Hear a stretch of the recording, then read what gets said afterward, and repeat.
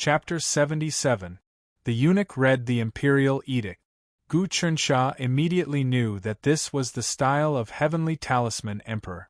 It was written in the vernacular, simple and straightforward. When he finished reading, he saw Gu Chernsha stand up. The eunuch hurriedly bowed. Congratulations to 19th Highness for being conferred the title of Royal Prince Chen. Behind you are the golden books and jade booklets, 300 fire talisman spears, 9,000 pellets, 300 pure gold white tiger sabers, 300 jars of Dojan wine, and the title deeds for the 2 manors. Conferring titles to officials was done with a golden scroll, while conferring titles to members of the royal family was done with a golden scroll. Men, give the eunuch a reward. Gu Chernsha gestured, and a soldier took out a stack of cash and handed it over. Thank you, Your Highness. The eunuch did not stand on ceremony and accepted it in front of so many people. This was a gift for a happy occasion. In the previous dynasty, eunuchs could only accept it secretly, not daring to make it public. But in Heavenly Talisman Emperor, this restriction was lifted. Officials and eunuchs could interact with each other as long as it was recorded and reported to the supervisory authorities. This was called a benevolent policy by many officials, and the eunuchs in the palace cheered. Old 19 sure has a lot of money. Did you see that? He even tipped the eunuchs a few thousand yuan. The 10th prince whispered to the 3rd prince. He seems to have made a huge fortune. The 3rd prince immediately thought of the empty treasury in Peach County. He immediately knew that Gu Chernsha had taken everything away, not even leaving a single drop for him to drink. Instantly, killing intent rose in his heart. According to his intelligence, there were tens of millions of treasures in the treasury. Tens of millions was a huge amount of wealth. He was a prince, and his annual salary was only tens of thousands. Adding the many businesses in the manor, officials, and other illegal income, he only had about 2 million a year. This was considered a lot among the princes, but he still could not make ends meet. Sometimes, he had to borrow money from his mother's clan, the Fan clan. The princes looked impressive on the surface, but in order to fight for power, nurture talents, and establish relationships, mountains of gold and silver were thrown out. The accounts were extremely strenuous. If he could get his hands on tens of millions of treasures, it would be equivalent to 10 or 20 years of his income. He could do many big things. The imperial edict has arrived. Prince Chen received the edict. Just as Gu Chernsha put away the imperial edict and the golden book, another voice rang out. Another decree? Gu Chernsha was shocked and hurriedly prostrated himself on the ground. At this time, another wave of eunuchs came from afar. Imperial Edict. Little 19, I've read your memorial the other day. Since the Baoyu Kingdom has the heart to rely on us, I'll send you to handle this matter. Once the war is over, you can go to the Baoyu country to enlist them. If you can successfully accomplish this, it will be a great merit. The newly arrived eunuch read out the decree, almost causing a huge uproar, causing Gu Chernsha's heart to tremble. Who would have thought that the memorial he sent 2 days ago would land in the hands of the Heavenly Talisman Emperor? However, this was not unusual. The important memorials of the imperial court were all sent through secret and rapid channels, such as sparrowhawks or even faster telegrams. This was the latest research of the Institute of Celestial Designer. Even if they were tens of thousands of li apart, they could send a message in an instant. That wasn't the most shocking thing, but the content was horrifying. They actually let him handle the matter of recruiting the Baoyu nation. To recruit a nation with a population of tens of millions was a complicated and messy matter that involved countless forces. Not to mention the fact that the first prince was overseeing the sea border and was eyeing him covetously. It would be strange if he didn't risk his life to handle this matter. There were also conservative factions in the Baoyu nation who would definitely not agree to the recruitment. The Great Prestige Dynasty and various evil spirits were also watching. Many forces in the imperial court also wanted a piece of the pie. Of course, this was also a great opportunity. If he could accomplish this matter, not only would he obtain the support of the Baoyu nation, but he could also consolidate his prestige and accumulate great power. In the eyes of many people in the imperial court, he had killed the 4 great devils and the barbarian marshal. If he could complete the recruitment of the Baoyu nation, it would be completely different. It would be a great talent and strategy. The imperial edict said that this matter would be a great merit. Although it didn't say what would happen if he failed, everyone knew that if he failed to accomplish this matter, the punishment would definitely not be small. This was the heavenly talisman emperor testing his ability. Of course, although this matter was difficult, the benefits were not small. At least with this authority, the other princes would not be able to openly interfere with the affairs of the Baoyu nation. Hearing this imperial edict, the 10th prince almost flew into a rage. It was the 3rd prince who held him back. 10th prince, don't act rashly. This is the imperial edict of father. If you go against it, no one can save you. Even your mother will be punished in the imperial palace. Only then did the 10th prince calm down.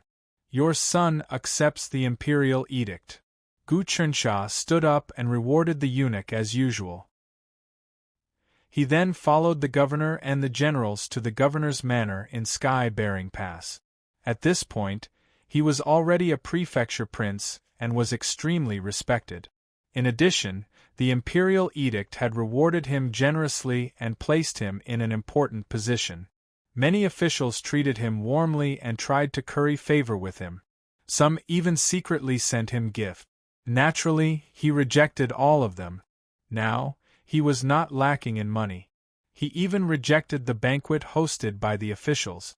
He said that a war was imminent and the soldiers needed to rest after marching for 2 days. Hence, he hid in the imperial envoy's residence and secluded himself to cultivate. After receiving the 2 imperial edicts, the first thing he did was to go back and offer sacrifices. The imperial edict conferring the title of a prefecture prince contained a much stronger aura of the Son of Heaven than the one conferring the title of a duke. This was especially so for the golden scroll, which was of utmost importance. Returning to his room, he got Yi Ming to guard the door and forbid any unauthorized people from entering. He brought the imperial edict into the space of the sun-moon sacrificial altar. Currently, the space of the sacrificial altar was filled with huge chests. He did not look at them as he had no time to tidy them up. He would think about it after he had settled down. On the sacrificial altar, he gathered the 2 imperial edicts and the golden scroll together and once again offered sacrifices to the heavenly Tao. Heavens above, your subject Gu Chensha offers sacrifices with the aura of the Son of Heaven. Gu Chensha chanted silently in his heart. He hoped that he could communicate with the heavenly Tao and feel what the heavenly Tao was like. This would be very beneficial to his future cultivation. However, he did not notice that the heavenly Tao was operating. Other than the golden scroll and the golden scroll, the 2 imperial edicts started to burn. Following which, the space of the sacrificial altar expanded once again. The sun and moon projections became clearer and there were no other substantial changes. However, Gu Chensha, who was on the sacrificial altar, could clearly feel that under the light of the sun and moon projections, his blood, qi, and soul were abnormally agile. His entire body was light as a feather, as if he had become one with the light of the sun and moon. He was weightless. Cultivating the sun and moon, refining and sun-moon transformation was like this. Even when he used the sun and moon annihilation, there was no danger of his meridians breaking. As expected, the sun-moon sacrificial altar has condensed a little more. It's a pity that I haven't completely condensed it. The sun-moon sacrificial altar can completely master the sun and moon shine together move. It's used for training. As for other uses, I can only read the ancient books and find them. Gu Chensha pondered and guessed. Under the light of the sun-moon sacrificial altar, the 3 moves, sun and moon refinement, sun and moon transformation, and sun and moon annihilation, could be improved rapidly. This was something that could not be felt when cultivating outside. Without the sun-moon sacrificial altar, even if others learned the sun and moon refinement, sun and moon transformation, and sun and moon annihilation, they would only understand the surface. In a trance, Gu Chernsha felt that he had transformed into the sun and moon, traveling the world and grasping the operation of the heavenly Tao, the changes of the 4 seasons, and the alternation of day and night. This body is not my body, the sun and moon are my body. After cultivating for a long time, such a sentence appeared in his heart. He woke up and looked around his body. He noticed that his meridians, blood energy, organs, and bones could be seen clearly. His body was pure flesh and blood, without any impurities or sickness. With a thought, he retreated from the sun-moon sacrificial altar space and appeared in the room. He looked at his body and realized that the sun and moon dragon scales didn't appear on his skin. Instead, they were below his skin and there was a faint golden color. In the past, when he cultivated the sun and moon transformation, he would turn the excess energy in his body into the sun and moon dragon scales that appeared on the surface. If he cultivated his entire body, he would become a weird person with scales all over his body. It would be terrifying. But now, the sun and moon dragon scales were hidden under his skin and there was no trace of them. Yiming, come in. Yes. Yiming guarded outside the room loyally. When he heard the order, he entered right away. Master, your aura seems to have been refined in a pill furnace. There are no impurities and the 5 types of true intents are condensed. You are like a dragon in the abyss, about to fly into the 9 heavens at any moment. If Master tries to enter the Tao realm now, you will definitely succeed. You praise me too much. Gu Chernsha knew that he had benefited a lot, but he didn't feel smug. He was still accumulating his Tao foundations. I am not prepared to enter the Tao realm now. I will let him break through naturally. He took out 2 cups from the table and filled one with water. Look, I am this cup. Once it is filled, I don't need to break through and the water will naturally flow out. After which, he poured half a cup of water into the other cup. He smacked the table and the water flowed out. As for breaking through to the Tao realm, one has to empty one's potential. Although the water comes out, the cup is empty. Master actually comprehended this realm. Even I didn't see through it so clearly. Yiming was shocked for the first time. I only knew that the stronger the Tao foundation, the easier it was to break through. In the end, a light poke would break it. I didn't expect that I wouldn't even need to poke and it would break naturally. The Tao is full and there is still a foundation. That is to fill it with water. If you shake it slightly, the water will flow out. In the end, it won't be as good as the natural flow. Don't underestimate this bit, it will be the foundation of your future achievements.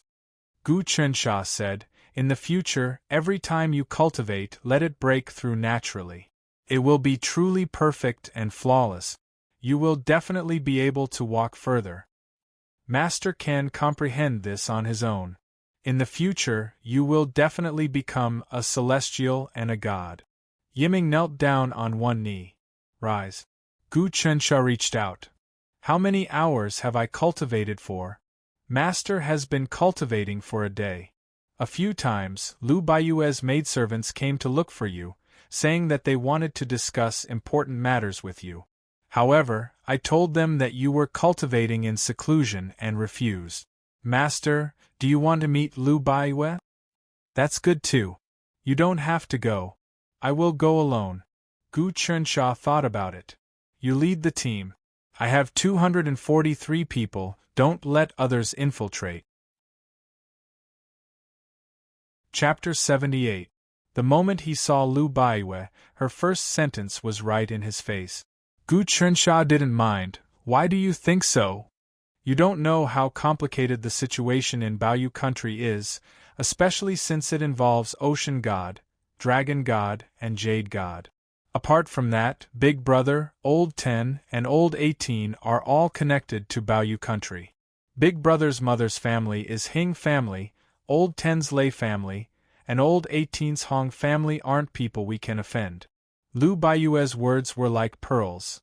Apart from that, how many nobles buy jade from Baoyu country? How many sects overseas have a huge demand for jade? How many hidden powers in the world want jade too? You are just asking to die. If this matter was easy, the princes would have fought for it and it wouldn't be my turn. Father is using this to test me. Gu Chensha was really calm. Father has already given the order, so there is no point in blaming yourself. Why don't we think about how to face it and do this well? You are quite optimistic. Lu Baiwe had a weird gaze. You lied to me that day. I thought you were stupid and accepted the Great Spirit God technique. Actually, you had a top technique, right? You cultivated the Great Spirit God technique just to cover it up. Now that your wings have grown, you are about to soar. Princess Ufu, you are exaggerating. Which person doesn't have a life-saving secret? Gu Chensha knew that someone would see through it sooner or later. You have many secrets, so which prince would be able to see through them? Let it be. Lu Baiwe waved her hands. Since I was wrong, then I have to look at you from a different perspective. I will make it clear that you can't do it alone. Not to mention that you are only a grandmaster and haven't even stepped into Dao realm. Even if you are stronger than Old 7 and have cultivated the Dao Realm 9 transformation glass jade body, you won't be able to do anything.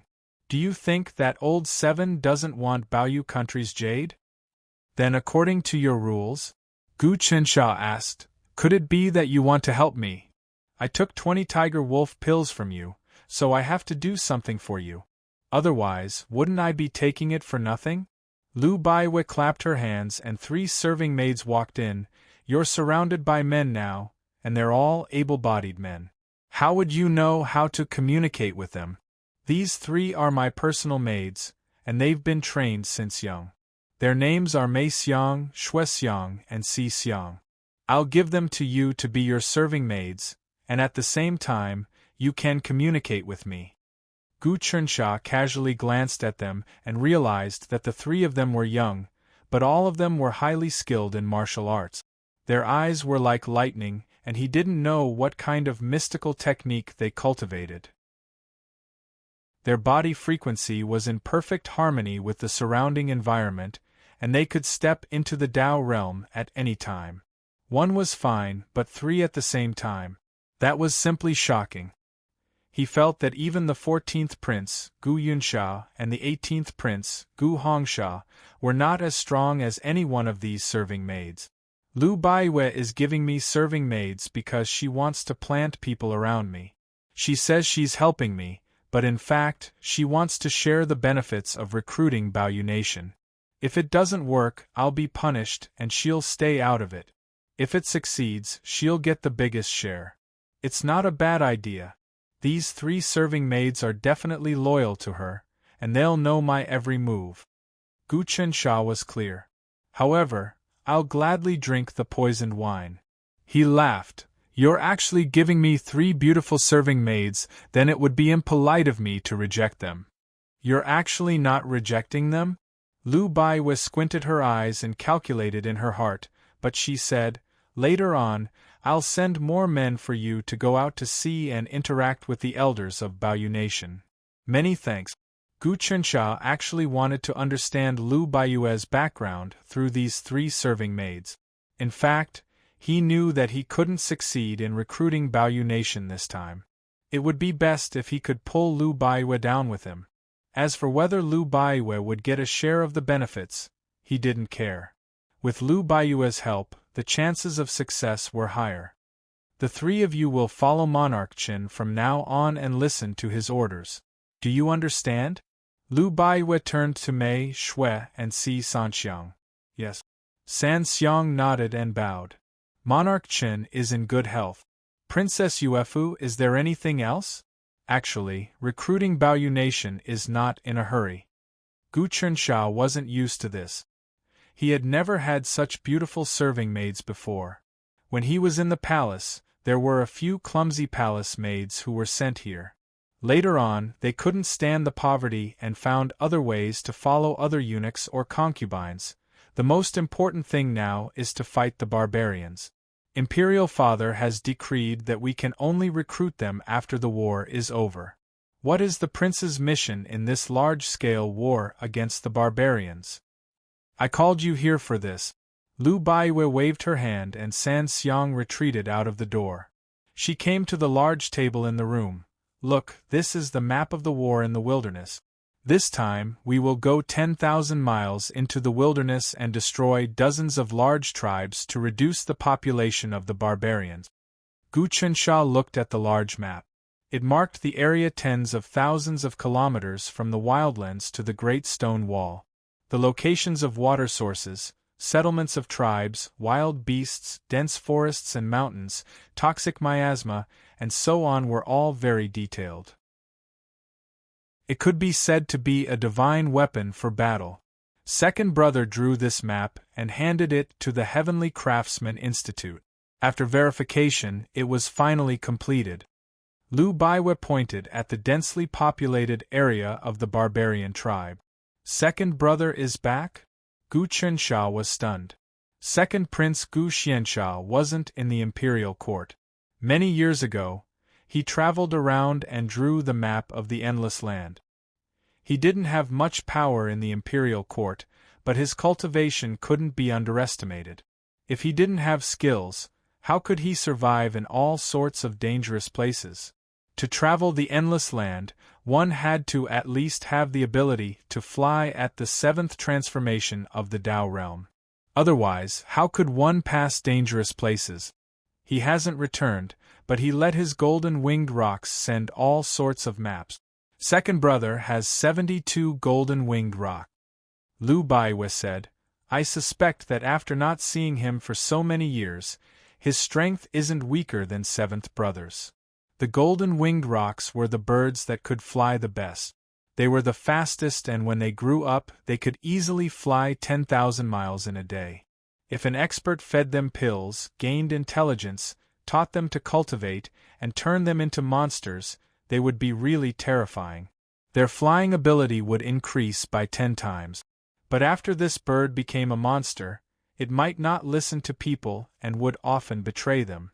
This was because this bird liked to be free and didn't like to be restricted, unless one was strong enough for this bird to follow you willingly. Gu Chensha had seen the golden winged rocks that Chen Lingyun raised. Even a few old demons wouldn't be its match. This kind of primordial variant could tear apart tigers and leopards from a young age. It ate pythons and flood dragons. Once it gained intelligence and learned to cultivate and absorb spiritual energy, its strength would be far above that of humans. This was how terrifying monsters were.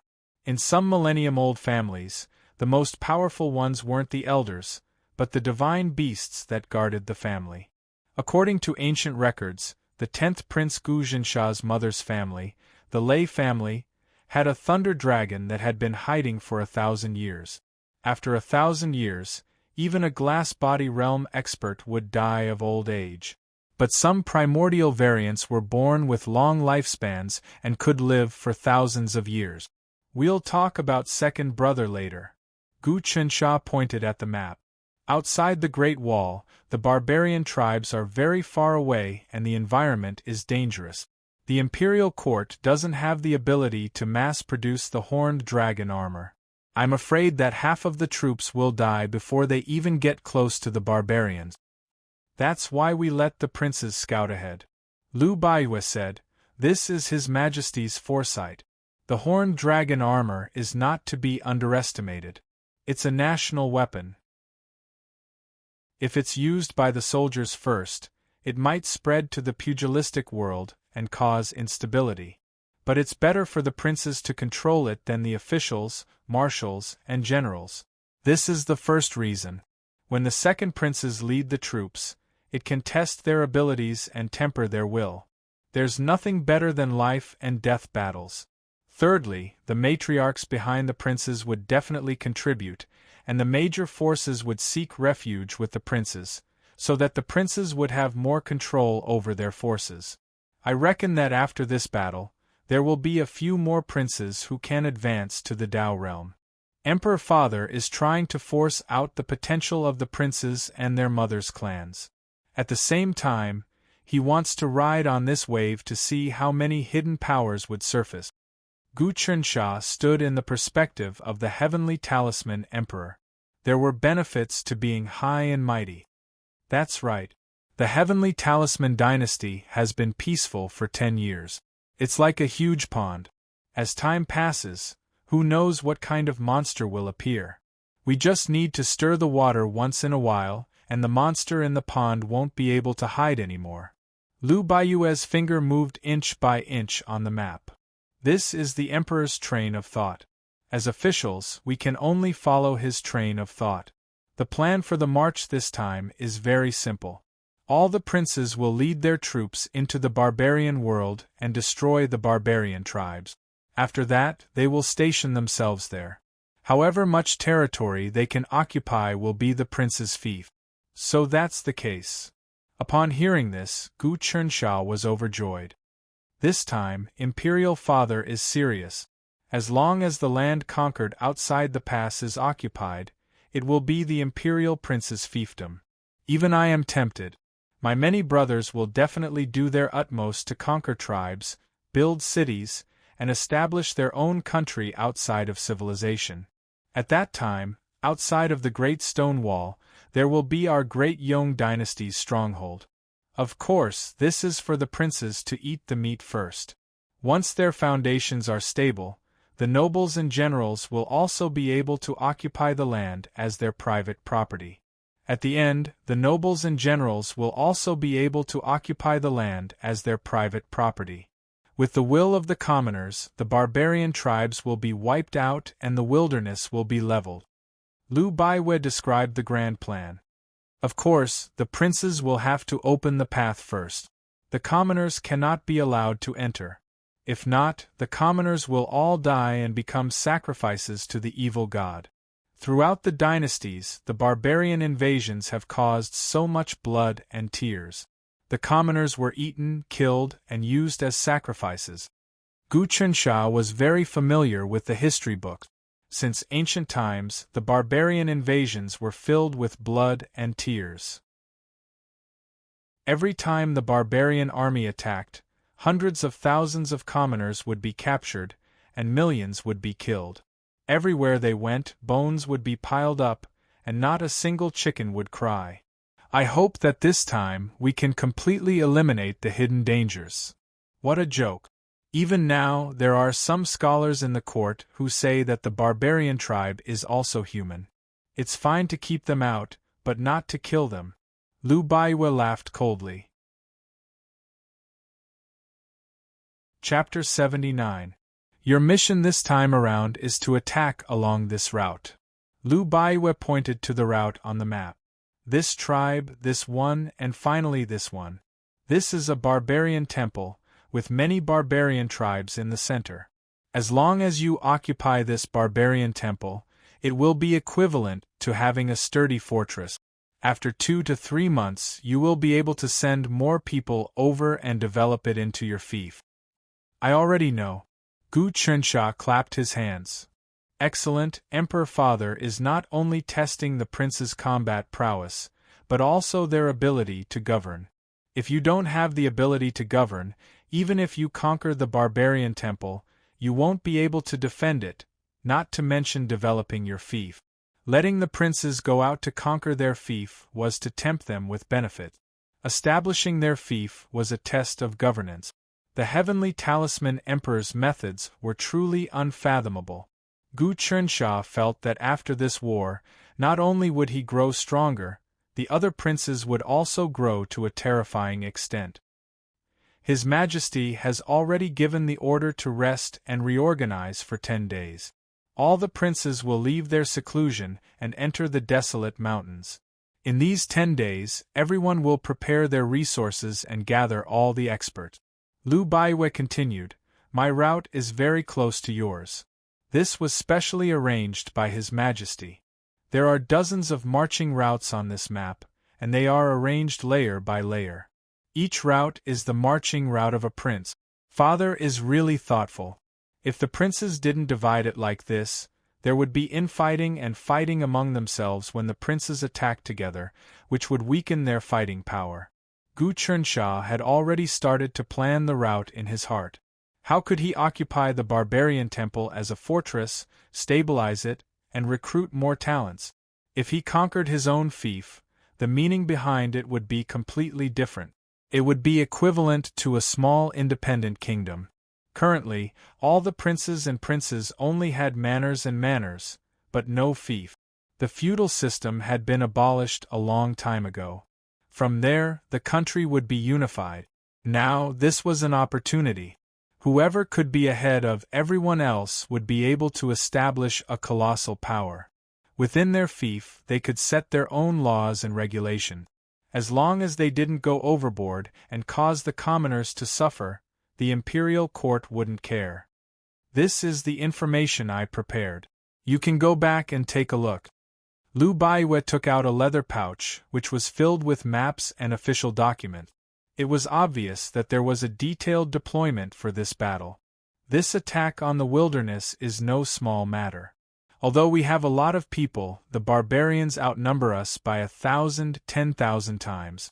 Our marching routes are close to each other, so we have to help each other. The reason why I let Si, Mei, and Shui Sanxiang follow you is also to keep in touch with me. There are so many experts in the barbarian race. Last time, Barbarian King wanted to use the teleportation gate. I heard that Barbarian King Kallo was at Dao Realm Transformation 12. No matter how strong I was, I would be instantly killed if I faced him. Gu Chernsha was a little worried. There's nothing we can do about it. Military orders must be obeyed. This time, the Emperor has made up his mind to test the princes in the process of blood and fire. It's not surprising that some princes will fall in this battle. It all depends on your ability and luck. Lu Baiwe sized up Gu Chernsha. Your strength is too low. You haven't even reached Dao Realm, so it will be tough. Actually, there isn't a huge difference between Grandmaster Realm and the first 5 transformations of Dao Realm. To kill enemies, we use our fists and flesh. Only when we reach the 6th transformation will we give birth to Xiantian energy. Don't think that I am a mortal realm Grandmaster. It won't be so easy for someone at Dao Realm Transformation 3 to kill me. Gu Chensha's tone was gentle, but he could not let Lu Baiwe look down on him. It was true that he had always hidden his strength, but if they were to talk about cooperation now, he might be at a disadvantage in the future if he purposely showed weakness. Moreover, Heaven Talisman Emperor wanted the princes to show off their strength and force out their potential. Is that so? Lu Baiwe's expression changed. She picked up the flower with her fingers and pulled it towards him. The airflow in the room seemed to have collapsed. With her at the center, it formed a huge suction force that tried to suck Gu Chernsha over. Just a simple grab made it feel like the sky was collapsing. Her martial arts were just too terrifying. Gu Chernsha didn't even think about it. He moved his legs and slapped forwards. He struck out with 2 palms, which were the weakest points of Lu Baiwe's martial arts. With a pring, the room shook slightly. He had already escaped from the range of that move. Good. Lu Baiwe praised. She moved lightly and her fingers had the effect of shrinking one's body into an inch. Her fingers had already touched the acupoint on Gu Chensha's chest. Gu Chernsha felt his chest go numb. Without thinking, he retracted his body and spun once more. His feet didn't touch the dust, and he was like a wisp of smoke as he appeared at the other side of the room. However, Lu Baiwe's people were 1 step ahead of him. They seemed to have predicted that he would escape here. Another 3 fingers tapped lightly, sealing off all his escape routes. Don't be fooled by Lu Baiwe's slender hands. Her fingers were as tender as spring onions. If they hit, even steel would turn into powder. So fast. She predicted the enemy's moves. Gu Chernsha immediately judged that unless he used Sun Moon Kill to block this move, he wouldn't be a match for Lu Baiwe. However, he wasn't one to admit defeat. Recently, his cultivation was close to completion and he had the intention to move quickly. At the moment when the 3 fingers were about to touch him, he extended his arms outwards. He actually left the middle part of his body wide open, allowing her to attack freely. His 2 wings flew out and attacked Lu Baiue's temples. This was a method of mutual destruction. Lu Baiue's 3 fingers could pierce through his body. However, he could also severely injure her head before he died. Although he couldn't kill her, he could still injure her. This was the best way to get out of this situation. Of course, Lu Baiue wasn't willing to do that. She just wanted to test Gu Chencha's cultivation and not fight to the death. She retreated slightly. Her palms were already raised, appearing and disappearing like a ghost. She forcefully received Gu Chencha's attack aimed at her temples. Pung! Gu Chensha was obstructed by the huge force, and his whole body flew out, crashing into the wall.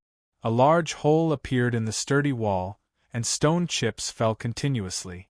Fortunately, his body was tough, and he wasn't injured. However, his blood and qi were in turmoil, and his body was numb.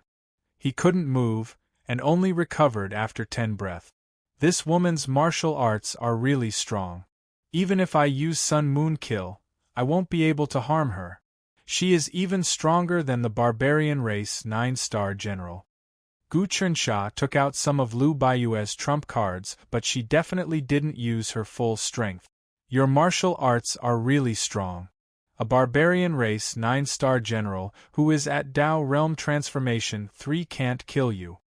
Lu Baiue praised. If you step into Dao Realm, your combat strength will increase once more. Your cultivation has reached Dao Realm Transformation 3? Copper Skin Iron Bones? Gu Chensha asked. Not yet, but I can break through at any moment. Lu Baiue smiled. I don't want to break through so quickly. That isn't a good thing. I need to accumulate for a period of time, and when the conditions are right, my Dao will overflow. You might not understand this realm. So, Lu Baiue has also touched this realm. Gu Chensha felt like he had underestimated the people in the world, and thought that only he understood the theory of overflowing Dao.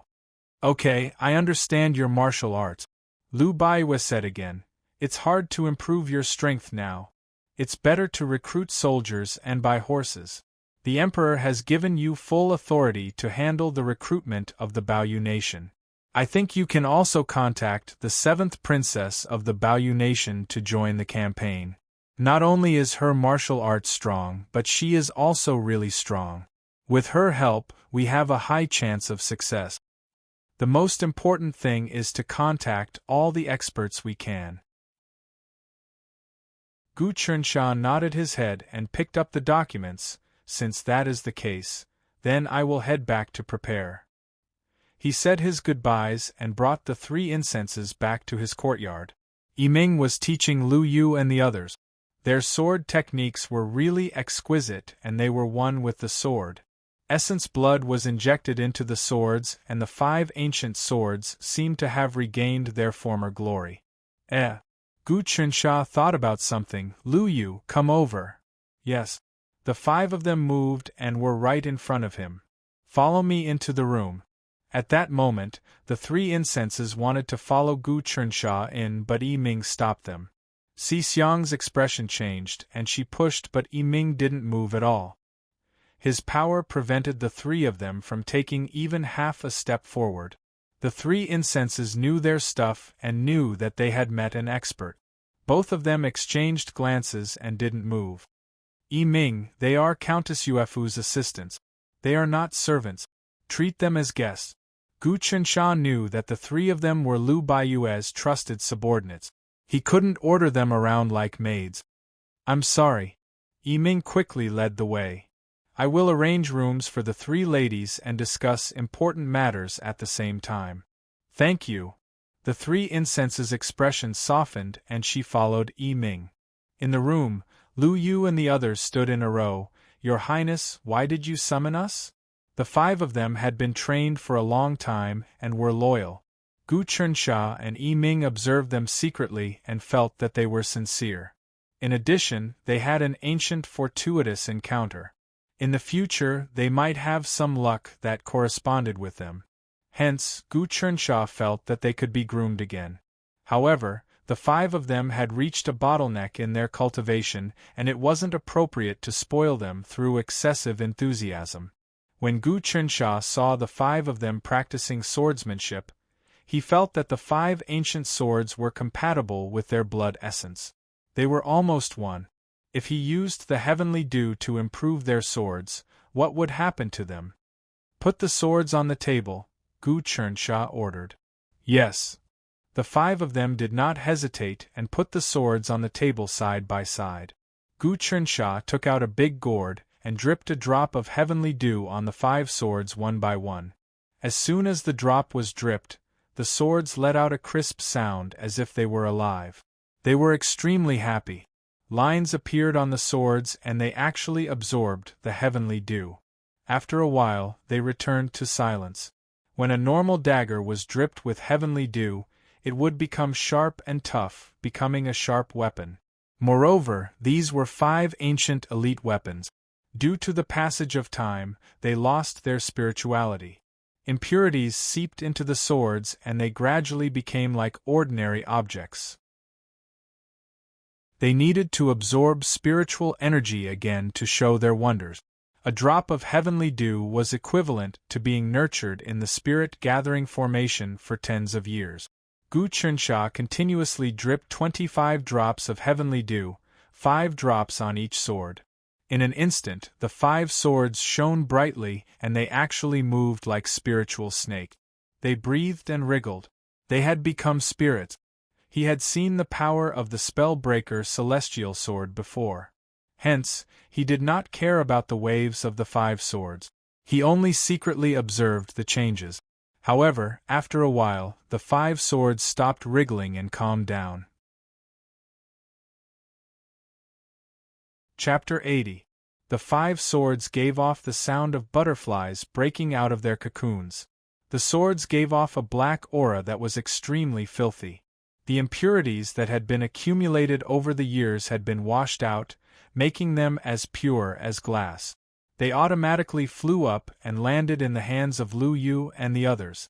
Lu Yu and the others held onto them and felt as though the 5 swords were alive. They sucked in mouthfuls of spiritual energy from the void and sent it into their bodies.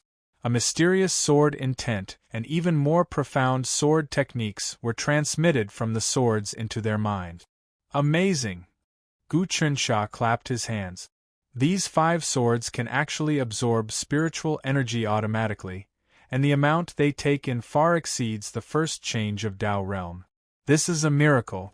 Even the spell-breaking celestial sword doesn't have such an ability. Prince, we feel that the swords are continuously absorbing spiritual energy and sending it into our bodies to temper our bodies. Lu Yu and the others expressed their feelings. Master, this is probably left behind by the ancient god of 5 seasons. Yi Ming returned after settling the 3 incense sticks and saw the situation. Spring, summer, flame, autumn, and winter, these 5 seasons were controlled by the ancient god. They assisted the Son of Heaven and controlled the operation of the heavenly Tao, allowing living beings to reproduce. I think Lu Yu and the others have the bloodline of the ancient god of 5 seasons in their bodies. Let me take a look at the swords. Gu Chunxia was deep in thought. Lu Yu passed the sword to him. When he picked it up, the swords actually stopped absorbing spiritual energy and ignored him. From this, it could be seen that the swords had already recognized their master. These 5 swords have been dripped with so much heavenly dew by Master. The impurities have been washed away and their spirituality has been stimulated. In the future, even if the 5 of them don't break through to Tao realm, the swords will constantly send spiritual energy into their bodies. Yi Ming was a little envious. The bloodline of the god of 5 seasons in your bodies might be stimulated. When that time comes, you will probably surpass many geniuses. Really? Lu Yu and the others looked at one another in delight. They also felt that the energy in their bodies was surging, and they had a connection with the swords. Their strength had at least doubled, and they felt that as their interaction with the swords deepened, it wouldn't be too difficult for them to step into Tao realm. If they consumed the heavenly dew directly, there would be a limit and they wouldn't be able to improve. The medicinal effects of the heavenly dew would accumulate in their bodies and might slowly leak out. However, the 5 swords seemed to have no limit and could absorb more heavenly dew. The sword in his hand could automatically absorb spiritual energy and even feed it back into its owner's body. No one would believe such a thing. The magic breaker immortal sword required a constant supply of spiritual qi. Could not be absorbed by itself. If the spiritual qi was depleted, it would fall into a deep slumber. Master, the 5 swords have already activated their spirituality, so there's no need to drip any more heavenly dew on them. Yiming said, the swords will become stronger and stronger by absorbing spiritual energy. Although dripping the heavenly dew will make them stronger, we can't waste it. We are going to conquer the wilderness, and the heavenly dew will be very useful in the future. That's true. Gu Qinsha took out a lot of battle information and maps from his bag. Yiming, you're familiar with the situation in the wilderness. Tell me more about it. He had to ask Yiming about the route his army would take, the barbarian tribes they would pass by, and what kind of experts they had. He had to check with Yiming to see if the information was correct. After all, Yiming was a high-ranking member of the barbarian race. He knew countless secrets. Master, this is no small matter. The tribes you will pass by have at least tens of thousands to hundreds of thousands, and at most millions.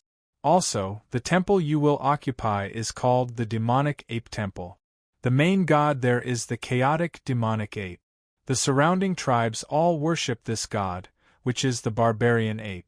Yiming pointed at the map in detail. What kind of experts are there? Who is the strongest? Gu Qinsha asked. He also knew that the barbarians lived in the wilderness. There were thousands of tribes and they worshipped different gods. Some worshipped the wolf god, some worshipped the serpent god, and some worshipped the ape god. However, these evil gods had a common god-king, and that was the Maha god. This demonic ape temple is very big, and has existed for about 5,000 years. It has been worshipped by the surrounding tribes for generations, and there are many experts here. The messenger who presides over this temple is called Yuan Shashing. He is not a barbarian, but someone from within the Great Wall. 60 years ago, he defected to the barbarians and worshipped the chaotic demonic ape god. He was favored by the barbarians and became the archbishop of the temple. Yiming said, "This person is very strong, perhaps even stronger than me. I only know that he has some tricks up his sleeve." He used the ape god's oracle to contact the surrounding tribes and support the barbarian king. In the past few decades, the surrounding tribes have become very prosperous, and there are many experts. Not only that, he has also recruited experts who oppose the imperial court, as well as demons and demons. They are all gathered in the temple, and their strength is difficult to measure. Master, remember to be careful. There is also information about Yuan Shashing here. Gu Qinsha looked through the information Lu Baiwei had given him. This person is indeed a fierce and ambitious person. He has the ambition to unite all the tribes in the land of the Berserkers. He is not a native of the land of the Berserkers, and he has great foresight. If I want to fight against him and occupy his temple, I'm afraid it'll be nearly impossible. According to logic, it is indeed impossible. Yiming was also not optimistic. Not to mention Yuan Shashing's own martial arts, there are also many experts he has recruited. In the demonic ape temple, there are barbarian experts who have been accumulated in the past, various priests and high priests. In addition, each tribe is led by a barbarian marshal. There is an alliance between the tribes, and the leader is the barbarian king. That barbarian king is called Lu Ku, and although his strength is not as strong as Carlo, he is probably on par with me, or even stronger than me. In addition, the tribes that believe in the chaotic demonic ape have a powerful method, and that is to raise demonic apes of great strength. I knew this long ago. Gu Qinsha had read before that the strong point of the barbarian race was that they could raise beasts to fight. Demonic apes were the strongest, and the demonic apes they raised were born with immense strength. They could even split elephants, and they were good at martial arts and knew how to cultivate. The nobles of the barbarian race often raised them to hunt, kill, and build houses. One demonic ape was worth hundreds of workers. In ancient history, the most powerful and intelligent demons were apes and monkeys. Demonic apes that were raised to cultivate from a young age were extremely terrifying when they grew up. Not to mention martial arts grandmasters, even Tao Realm Transformation 1 and 2 would have to avoid them. In the temple that Yuan Shaxing is in charge of, the strongest isn't him, but the god beast of the temple. It is probably a demonic ape monster. Yiming's tone was solemn once more. So, if I go, I will be sending myself to death? Gu Qin said in a hoarse voice.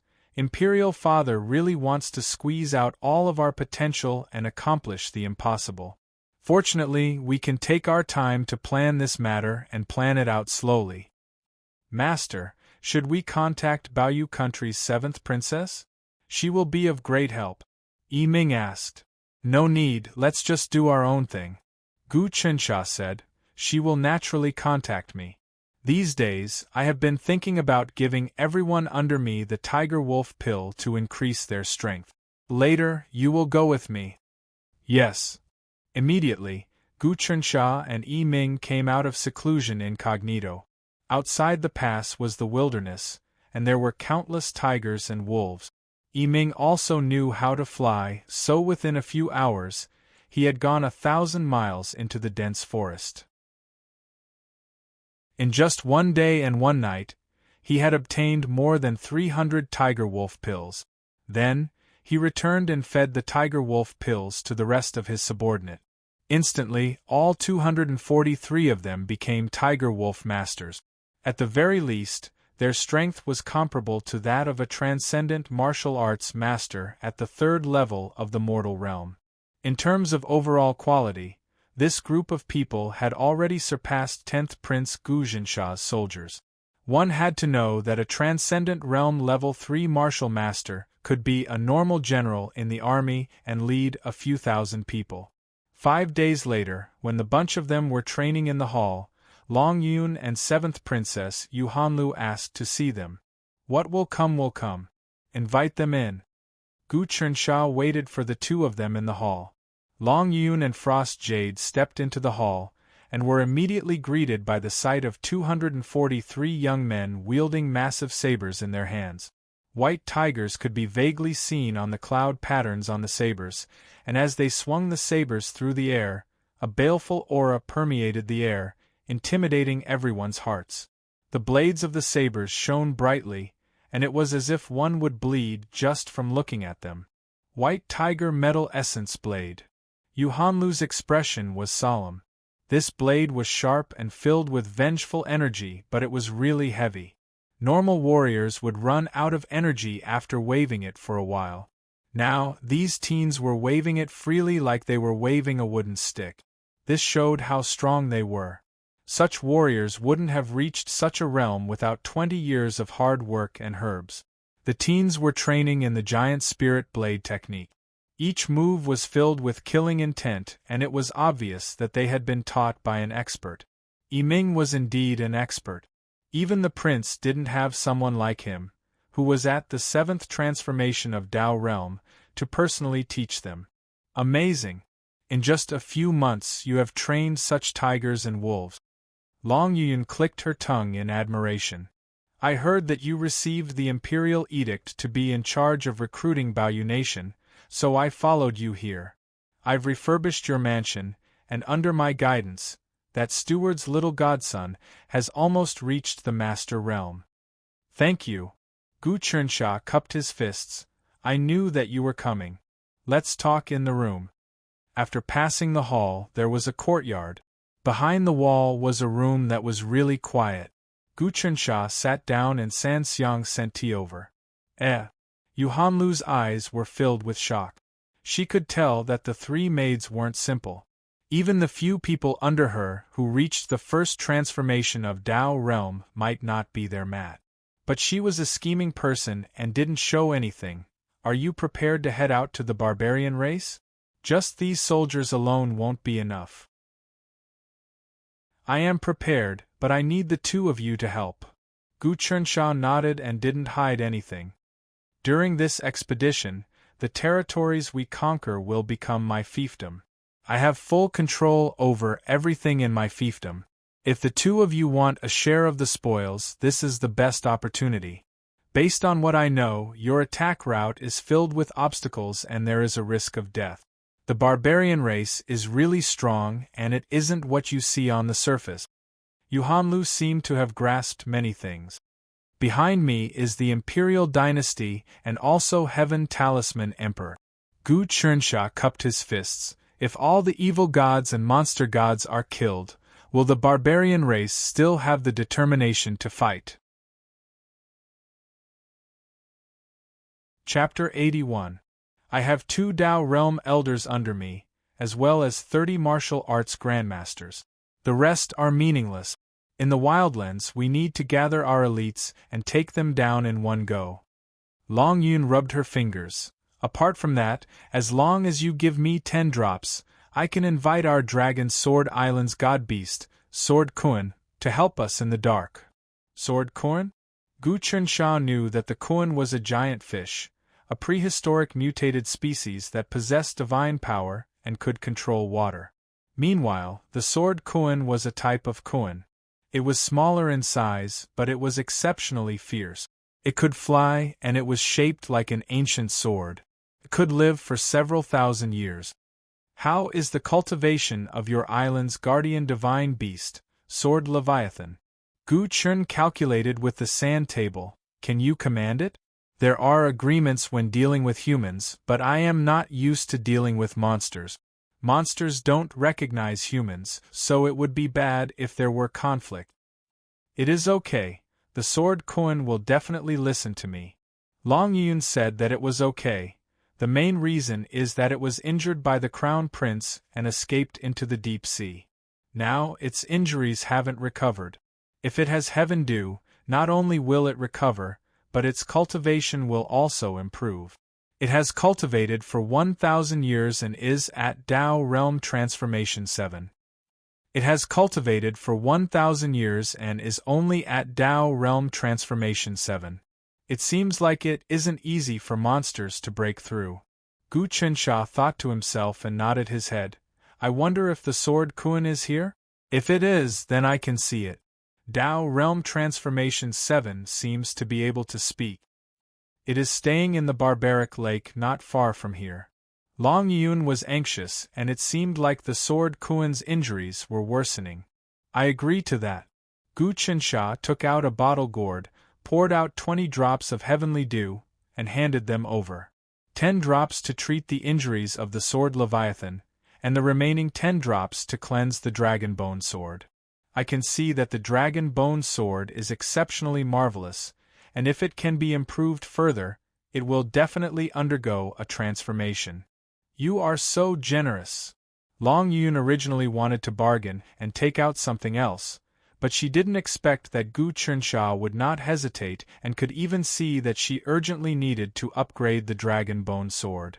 Instantly, gratitude rose in her heart and she thought to herself, I clearly know that he is trying to buy people's hearts, but I have to admit it. At the very least, other princes can't take out 20 drops of heavenly dew without batting an eyelid.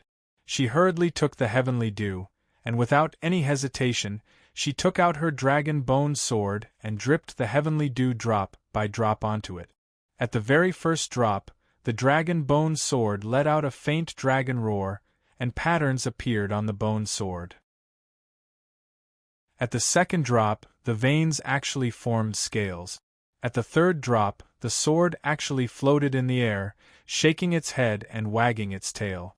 Kacha kacha, the sword's bones softened.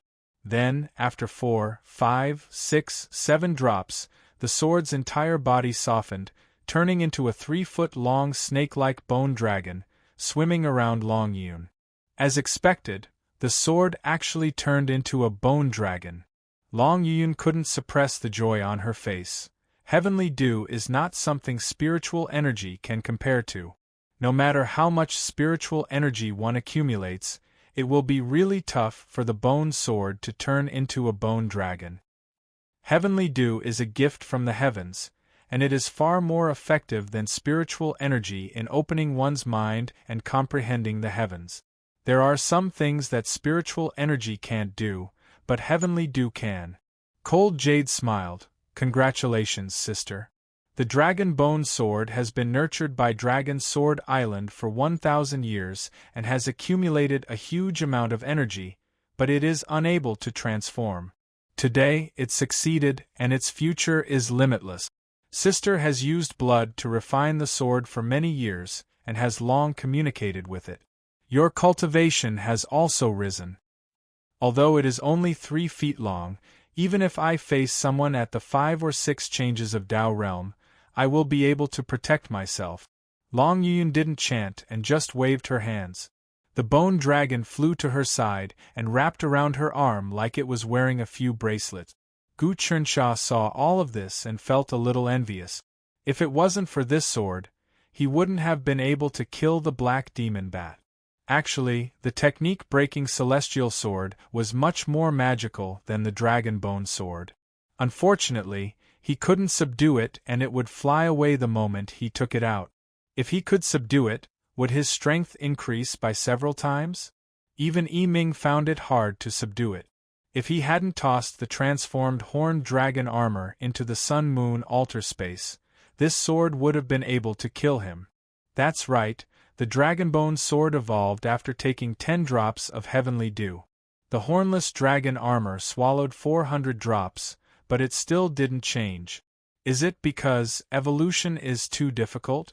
Gu Chunxia thought to himself. He quickly immersed his consciousness into the hornless dragon armor inside the sun-moon altar. Although the horned dragon armor was strong, it was newly forged. It didn't have a foundation like the dragon bone sword. It had existed for 1,000 years and had been refined by the experts of Dragon Sword Island for generations. Dropping the heavenly dew would first strengthen its foundation and slowly condense its spirituality. In Gu Chencha's eyes, the horned dragon armor seemed to be in a deep sleep. There were slight changes happening inside and it was still squirming. Its color was a little transparent like glass. As expected, the armor is still growing. Gu Chunxia thought to himself, with the war in the wildlands, I'm afraid it will take some time for me to break through. If the armor can evolve again, it will be of great help to me. How much heavenly dew does your highness have left? Cold Jade Dew stated her conditions. I am willing to assist your highness in this expedition. Not only will I follow, but I will also bring 4 Tao realm experts and 100 mortal realm experts. I will provide the armor and weapons myself. Other than that, I will also bring a magical treasure, the Myriad Jade Ball. What does the Myriad Jade Ball do? Gu Chunxia wanted to ask. This ball can examine all sorts of things within a radius of 100 miles, down to the tiniest detail. Not only that, but it can also cause people or animals within a radius of several li to hallucinate, become mentally confused, drowsy, or even kill each other, Yu Hanlu said. Wouldn't it be invincible in battles? Gu Chencha's hair stood on end. A Tao Realm Transformation 12 expert can instantly turn an entire city of people into zombies. That isn't so amazing. A Tao Realm Transformation 12 expert can use it on anyone below the glass jade body. The Myriad Jade Ball is only effective on people below Tao Realm. Once one steps into Tao Realm, one's will is strong and it is useless. Moreover, each time one uses it, one has to store it in the spirit gathering formation for a few months or soak it in spiritual liquid for a few hours. Cold Jade Dew's introduction was really tempting, but if you can give me 100 drops, I can transform it into the Jade God Eye. At that time, it will be really useful. After saying this, she felt that she might have asked for too much, so she added, I also promise to help you recruit Baoyu country. Long Yun chimed in, that's right. Little sister Hanlu is one of the most powerful members of the precious Jade Nation in terms of both status and cultivation base. She's even more powerful than Prince Yu Yuankuan. Right now, there are 2 factions in the nation, and little sister Hanlu is the leader of the faction that advocates enlistment. It was normal for Baoyu country to be split into the faction that wanted to recruit and the faction that wanted to resist. Gu Chensha didn't expect that the 7th princess would actually be the head. But thinking about it, her cultivation was really high and she was definitely top-notch. Even if she was placed among the many princes of the Yonko dynasty, she would be a top person. Okay. Gu Chensha poured out 100 drops of heaven dew from the gourd. Cold jade dew snatched it like she was snatching it without any grace at all. I didn't expect you to be such a straightforward person. You even treat verbal promises seriously. Aren't you afraid that I won't do anything after taking the benefits? Cold jade dew kept it. A gentleman's word is like a fast horse's whip. I'm trustworthy, but I'm not afraid of others breaking their word. Gu Chensha didn't mind. He was actually pretending to be magnanimous to win over people's hearts. He was alone and could only treat people with sincerity. Only then could he gather his power. If it was any other prince, he would definitely want to subdue these 2 factions or squeeze them dry. But he knew that both Long Yun and Cold Jade Dew were not easy to deal with. He could only work together and make friends first. Then he could borrow their strength to form an alliance. Well said. Cold Jade Dew nodded. If that's the case, why don't we form an alliance and attack each other? That's what I was thinking. The alliance is in our hearts, there's no need for an alliance ceremony. Gu Chensha said. If that's the case, I hope that the 2 of you will bring your experts out of the wilderness and wait for me. Of course. Cold Jade Dew and Long Yun looked at each other. There's no time to lose. We'll go prepare now. The 2 of them bid farewell and left. Master is really generous, giving out 100 drops of heaven dew just like that. Yiming felt it was a pity. If these 2 girls get the benefits and join the other princes, they'll be helping the enemy. It won't be good for Master. Now is not the time to be calculative. Gu Chensha said.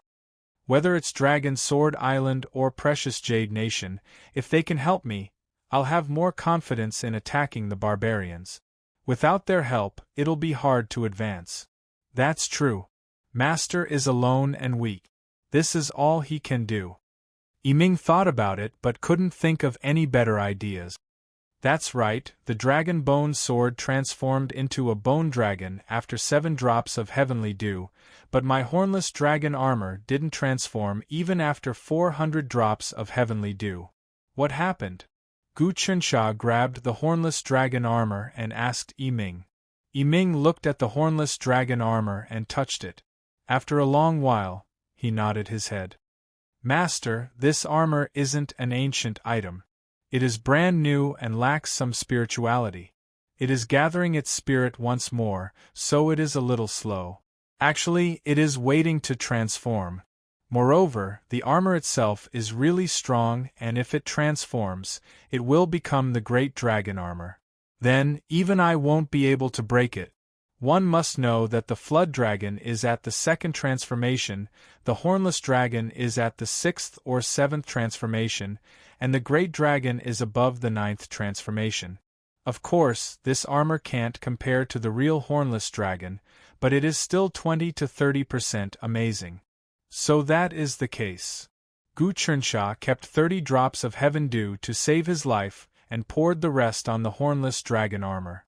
He originally had close to 700 drops, but after feeding the 5 ancient swords and trading with the dragon rain cloud jade frost dew, he had spent close to 200 drops.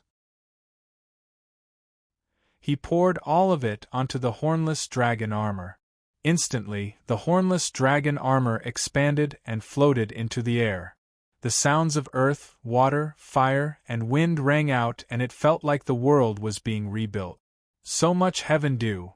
Yiming's heart hurt. This armor is really fortunate to actually follow Master.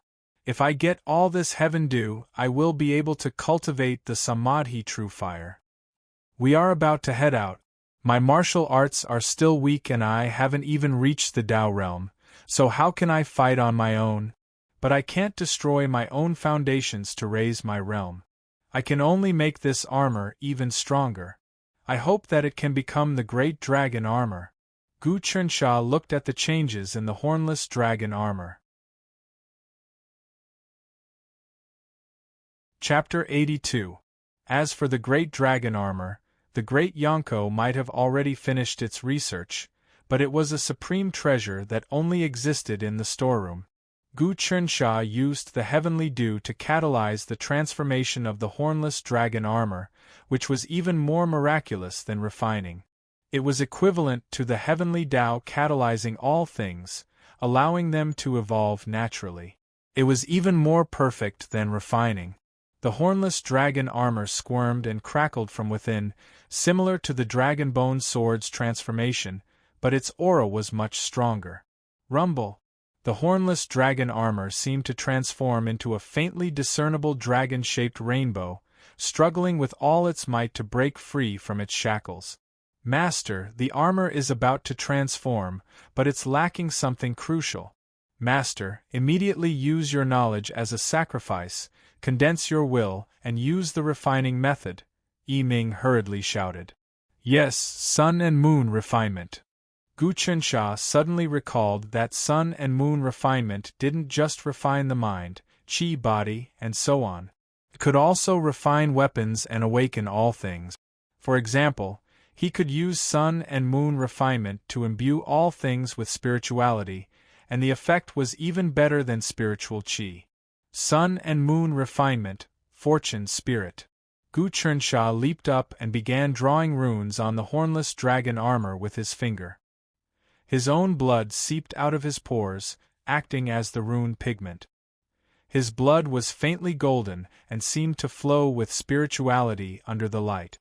This was the result of cultivating sun and moon refinement for a long time. His blood had a trace of the sun and moon dragon blood in it. Using his blood as a rune and his will as a guide. This was the sun and moon refinement's method of awakening all things. To be precise, if it was an ordinary longsword, Gu Chensha would use his own blood to draw runes on it. Then, he would breathe in and out on the sword, using his will to cleanse and communicate with it. Over time, the sword would also develop spirituality and finally become a divine weapon. Moreover, the effect would be better than soaking in the spiritual liquid. However, sun and moon refinement consumed a lot of his essence, blood, and vitality. It could be said that he was sacrificing himself for the sake of all things. Although it was in line with the spirit of nurturing all things, it was disadvantageous to his cultivation, so he hadn't used it. Moreover, he didn't know what treasure he wanted to refine. However, at the most crucial moment, it was worth it to use the refining method of the sun and moon, refining to help the hornless dragon armor achieve a final breakthrough. A large amount of fresh blood seeped out and was written in the form of runes. Each rune was filled with the true meaning of the growth of all living things. Even Gu Chensha himself didn't know what it meant. He only knew that it was the most exquisite part of the refinement of sun and moon. However, when he drew the runes, he had a new understanding. I use my blood to nurture all living things, to bestow spirituality, to be satisfied and joyful. This is the true essence of the sun and moon refinement. The sun and moon give all living things the opportunity to grow and temper them, just like a father and a mother. Gu Chensha suddenly sighed. He understood the greatness of the sun and moon. At the same time, he realized why he couldn't advance to the Tao realm. It was because he hadn't truly understood the breadth of the sun and moon. When he gave up on consuming his essence blood and yuan qi, he understood what it meant to be willing. Success. When the last rune was drawn on the hornless dragon armor, the entire armor suddenly felt as if it was connected to his breath.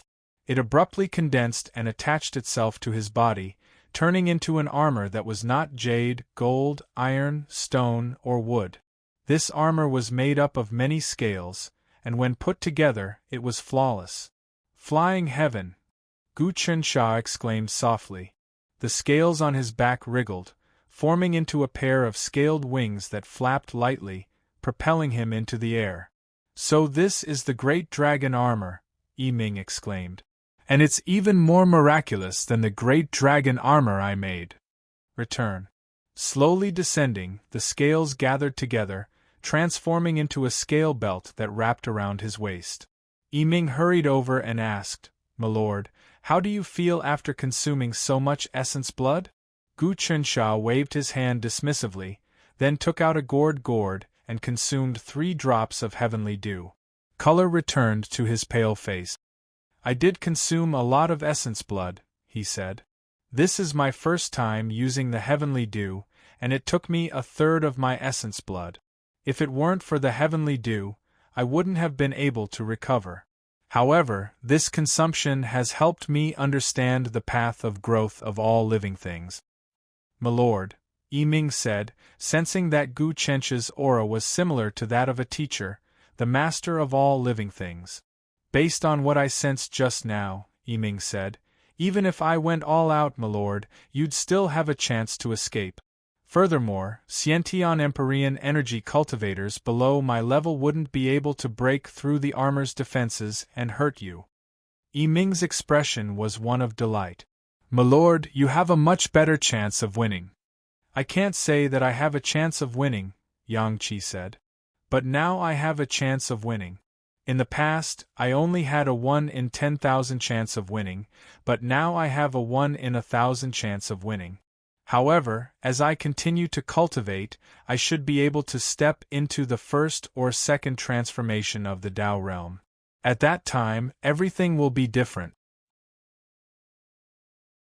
Gu Qinsha knew that after stepping into the Tao realm, his Sun-Moon refinement, Sun-Moon transformation, and Sun-Moon annihilation had become even more powerful.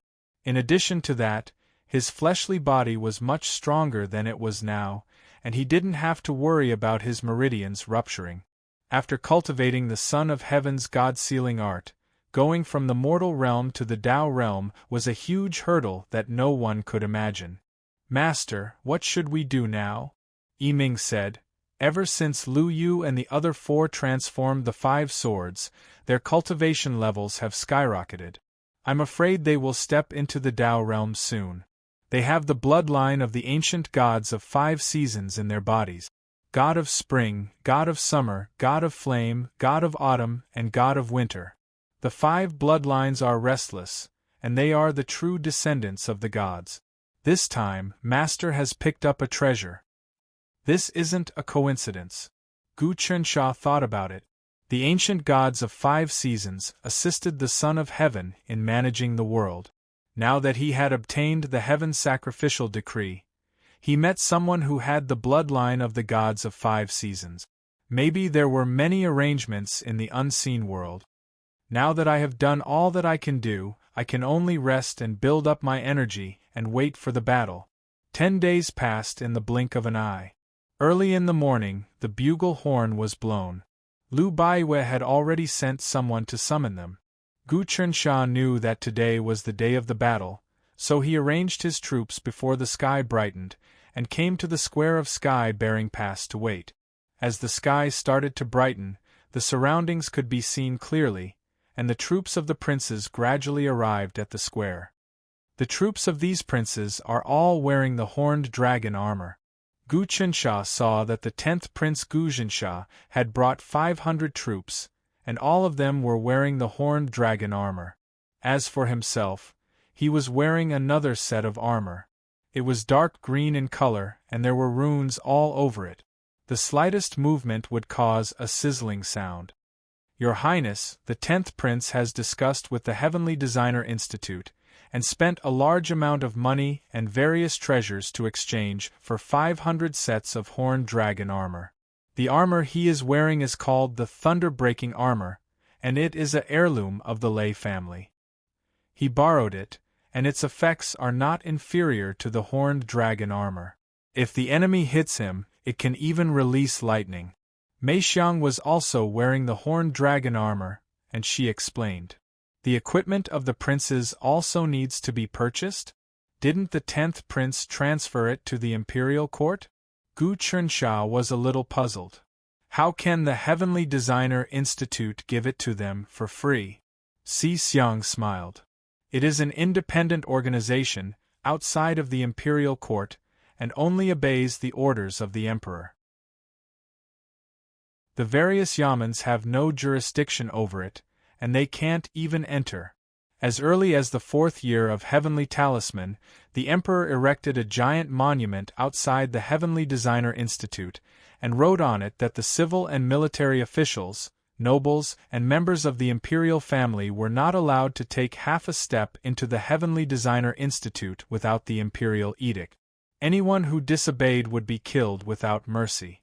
The Heavenly Designer Institute is the true place of crouching tigers and hidden dragons. With the headmaster's cultivation, it wouldn't be difficult for him to annihilate the Lei family, so why would he give the 10th prince any face?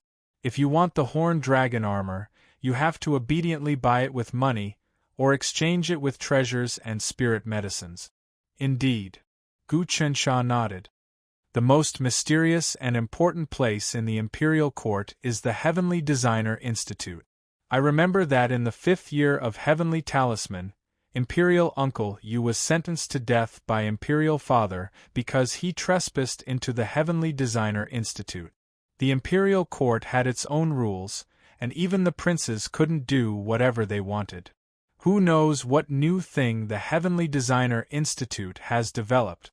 I have money now, so maybe I can buy what I need from there.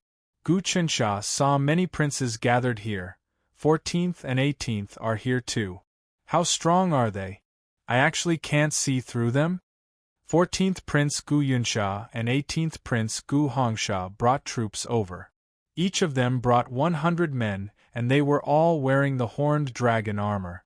Some of them gave off mysterious auras, and no one knew what their cultivation was like. Maybe they were some old antique. They didn't greet Gu Chunxia and just whispered to one another. The 7th prince is here. The princes on the square were really restless as they saw a person descend from the sky. He didn't wear armor and just wore a jade crown. He held a long sword, and when he landed, the air currents surged and the ground sank slightly. It was as if a god had descended from the heavens. Master, the 7th prince has trained his brain with the Samadhi true flame and passed the most dangerous stage. He has successfully stepped into the Tao Realm 10 transformation glass body. Yi Ming used an undetectable voice to remind, I am 3 transformations away from him. If he wants to kill me, he will be able to do it easily. Your Highness, the 7th prince is holding the law-breaking celestial sword in his hand. It seems like he borrowed the power of legalism to successfully purify it. Does that mean that there are experts in legalism who surpass Grand Preceptor Wenhong? Si Xiang asked. She was Lu Baiyue's subordinate and was well informed. Her words were full of profound meaning. Law-breaking celestial sword. Glass body. Gu Chunxia knew that this sword was left behind by his mother and it fell into the hands of the 7th prince. Although he wanted to take it back, he knew that it would be tough. He knew how strong the law-breaking celestial sword was, and the law-breaking celestial sword was even stronger than it.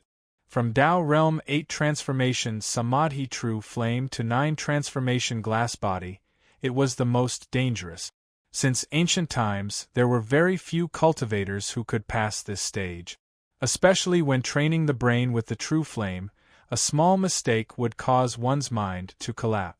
Going into cultivation deviation would be a light outcome, and one would become an idiot.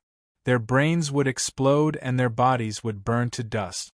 The 7th prince actually passed this stage, which meant that his cultivation had stepped into a whole new realm. He had passed the most dangerous stage, and his future would be bright. Chapter 83. The one who was truly strong was himself, not the heaven-offering talisman. He had long understood this logic. The sky was bright and the sun rose from the east. Other than the first prince and the second prince, everyone was gathered in the square. The imperial edict has arrived. All princes kneel to receive it. Lu Baiwei appeared, holding the imperial edict in her hands. All the princes, including the seventh prince who had cultivated the glass jade body, knelt down. Imperial edict. Today, all of you are to come out of seclusion and attack the barbarians to avenge the people. If you succeed, your merits will be limitless. I hereby declare that whoever conquers the biggest territory will be the owner of the territory. All of you will have your own maps and are not to fight among yourselves. The imperial edict was simple and clear. It was said by the heavenly talisman emperor himself. Keeping the imperial edict, Lu Baiwei waved her hand. Everyone, let's go. Immediately, the prince's armies left the sky-bearing pass like a long dragon. Suddenly, they split up and marched in all directions, entering deep into the desolate lands. At the same time, in the depths of the desolate lands, on a tall mountain thousands of miles away from the sky-bearing pass, a man and a woman gazed into the distance. They could actually see everything that was happening in the sky-bearing pass clearly. Senior sister, Gu Taxian really let his son come out of seclusion to attack the barbarians. The barbarians are filled with experts, and he even has the help of the demon race. Isn't he afraid that his son will die? The man was dressed in ancient attire, but he looked rather young. He was only in his early 20s. He wants to force out the power behind his son. All these years, he has allowed the princes to form factions and liaise with the outside world. All of the princes have built up a huge power, and if he doesn't use this chance to wash it away, the imperial court will definitely be restless. I have long known of his methods, and this is just a small trick. The woman was wrapped in a plain sand-colored robe, and there was a cloud floating beneath her feet. She was actually floating in the air. No matter how strong the wind was, it couldn't even move her clothes. Senior sister, tens of years ago, Gu Taxian came to the East Baron to learn martial arts from the Black Heaven Earth sect. I heard that his cultivation level was very low when he came. How did he improve so much in just a few decades? The man played with the jade pendant in his hand. Our Black Heaven Earth sect has been in charge of the immortal Tao for 10,000 years. Since ancient times, every 36 years, we would go to the mortal world to search for a large number of disciples with great luck and aptitude. They would be sent into the mountain to be servants and slowly advance. The girl seemed to be reminiscing. Gu Taxian entered the sect at that time.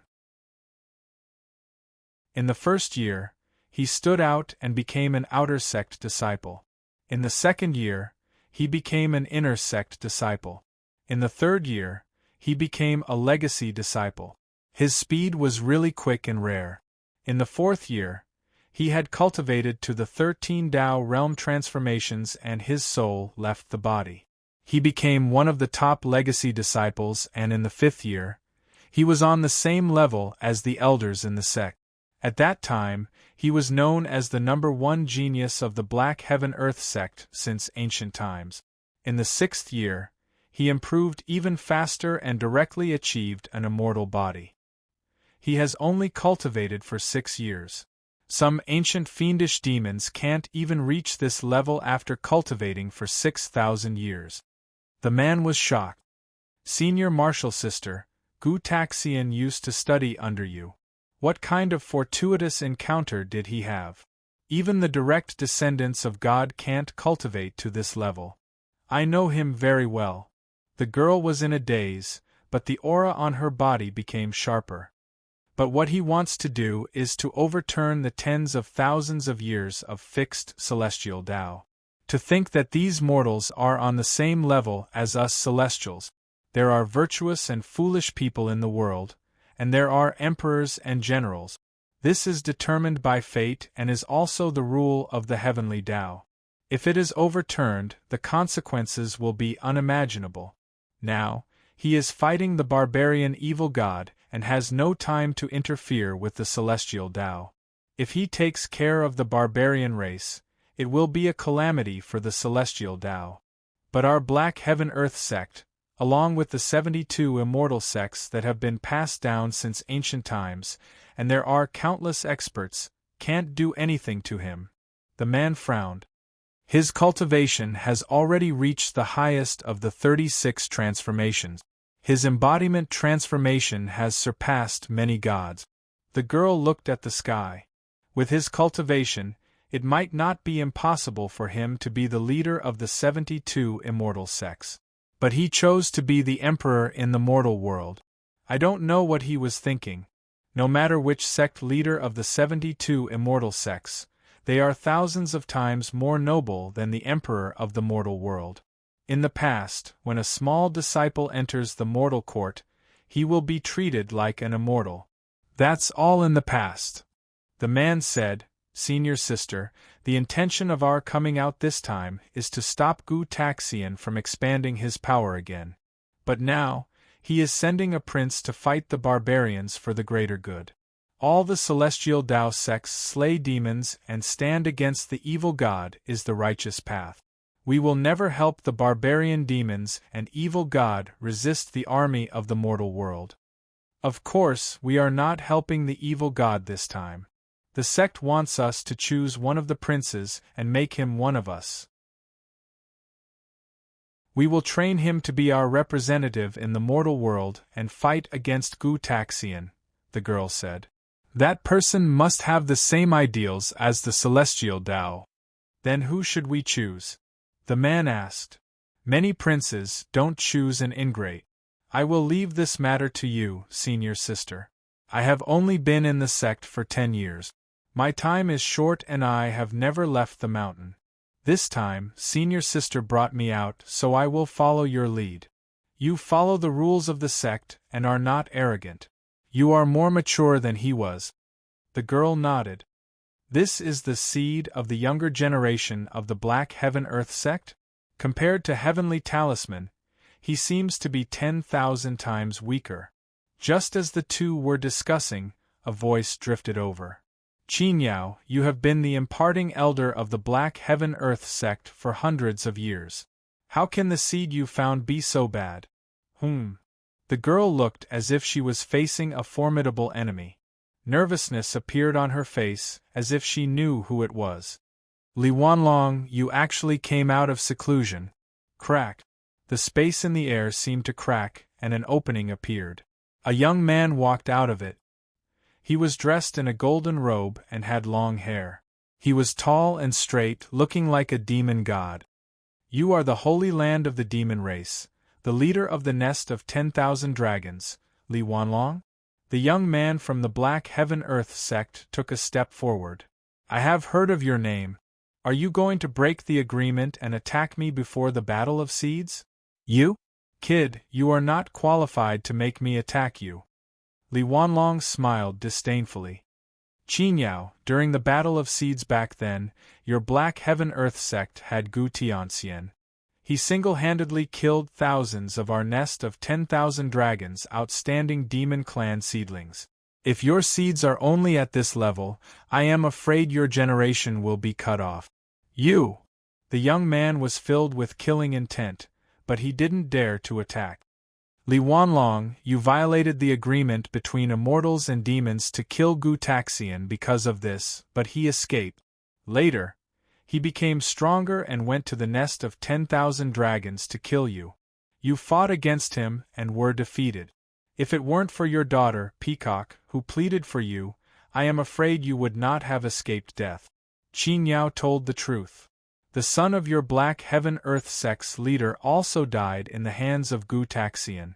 You seem to have suffered a greater loss than me. Unexpectedly, Li Wanlong wasn't angry. Your leader could only swallow his anger and didn't dare to take revenge. Li Wanlong, you didn't use this incarnation to find me to expose each other's scars, did you? Qin Yao didn't have the patience to continue. Do you want to ally with the Black Heaven Earth sect to deal with Gu Taxian? Don't mention it. Good and evil cannot coexist. You are a demon and we are immortals. Since ancient times, there has been no possibility of cooperation. I am here to tell you that your Black Heaven Earth sect wants to support the prince, but our demon race has started to support him. We agreed not to fight head-on, in case we are defeated by Gu Taxian one by one. We also don't want to participate in the Battle of Seeds anymore. What do you think? Li Wanlong said. This is very important. The Battle of Seeds is a rule set by the immortals and demons for tens of thousands of years. Qin Yao thought for a while and said, I have to report this to the leader. All right, I will wait for your news. Li Wanlong's body exploded into stardust and scattered like rain. Senior sister, what is this demon's cultivation level? The man's killing intent hadn't disappeared. Don't ask. Qin Yao's tone turned cold. This time, we sent you out to gain experience. We chose a reliable prince, and you will stay by his side. You are the most outstanding seed in our sect in the past 10 years. Don't you want to be on par with Gu Taxian? Is it really as Li Wanlong said, that you are 10,000 times weaker than Gu Taxian? Senior sister, don't worry. The young man swore, I swear that I will surpass Gu Taxian, capture him, and hand him over to the sect to be punished. Very good. You have such a great goal, but it is also the motivation for your growth. Qin Yao took out a scroll and said, This is the latest information about many princes. I will test your judgment to see which prince is the most suitable for us. The ways of the world are also a kind of cultivation. Gu Taxian could cultivate to such a level in such a short time because he has comprehended many mysteries in the human world. Let me take a look. The man opened the scroll and moved his finger. Finally, he pointed at the portrait of a prince. In the depths of the dense forest, there was no road. The team of more than 200 people walked through the dense forest that was extremely humid. Crash! Lu Yu, who was walking in front, seemed to have bumped into something. Densely packed things fell from the forest like raindrops and stuck to his armor. It turned out that those were blood-sucking lice. These lice were only the size of a grain of rice. As long as there was a small gap, they would drill into people's flesh and suck their blood. Moreover, they spread diseases. Many experts had died from these annoying lice. Unfortunately, the horned dragon armor didn't have any gaps. Even the moisture couldn't enter. When people wore the armor, they were immune to all poisons, water, and fire. Even if the blood-sucking lice were 10 times smaller, they wouldn't be able to drill into it. Lu Yu's body shook and the blood-sucking lice were all bounced off the armor. His movement was a little too big. In the surrounding forest, many scorpions, centipedes, spiders, and even poisonous snakes fell into the team and landed on people's heads. Chapter 84. The ground was covered in rotten leaves that had accumulated for who knew how many years, turning into a deep mud. Not only would one sink in when one stepped on it, but there was also a rotten gas that spread out. The gas was also poisonous. But the horned dragon armor had the ability to filter poison, so breathing in the armor was all fresh air. This was also the most amazing part of the armor, and it was something that many other armors couldn't compare to. King, I heard that you contacted Long Yun and Cold Jade Du. Where are they now? Si Xiang, Mei Xiang, and Shui Xiang all wore armor and followed beside Gu Chunsha.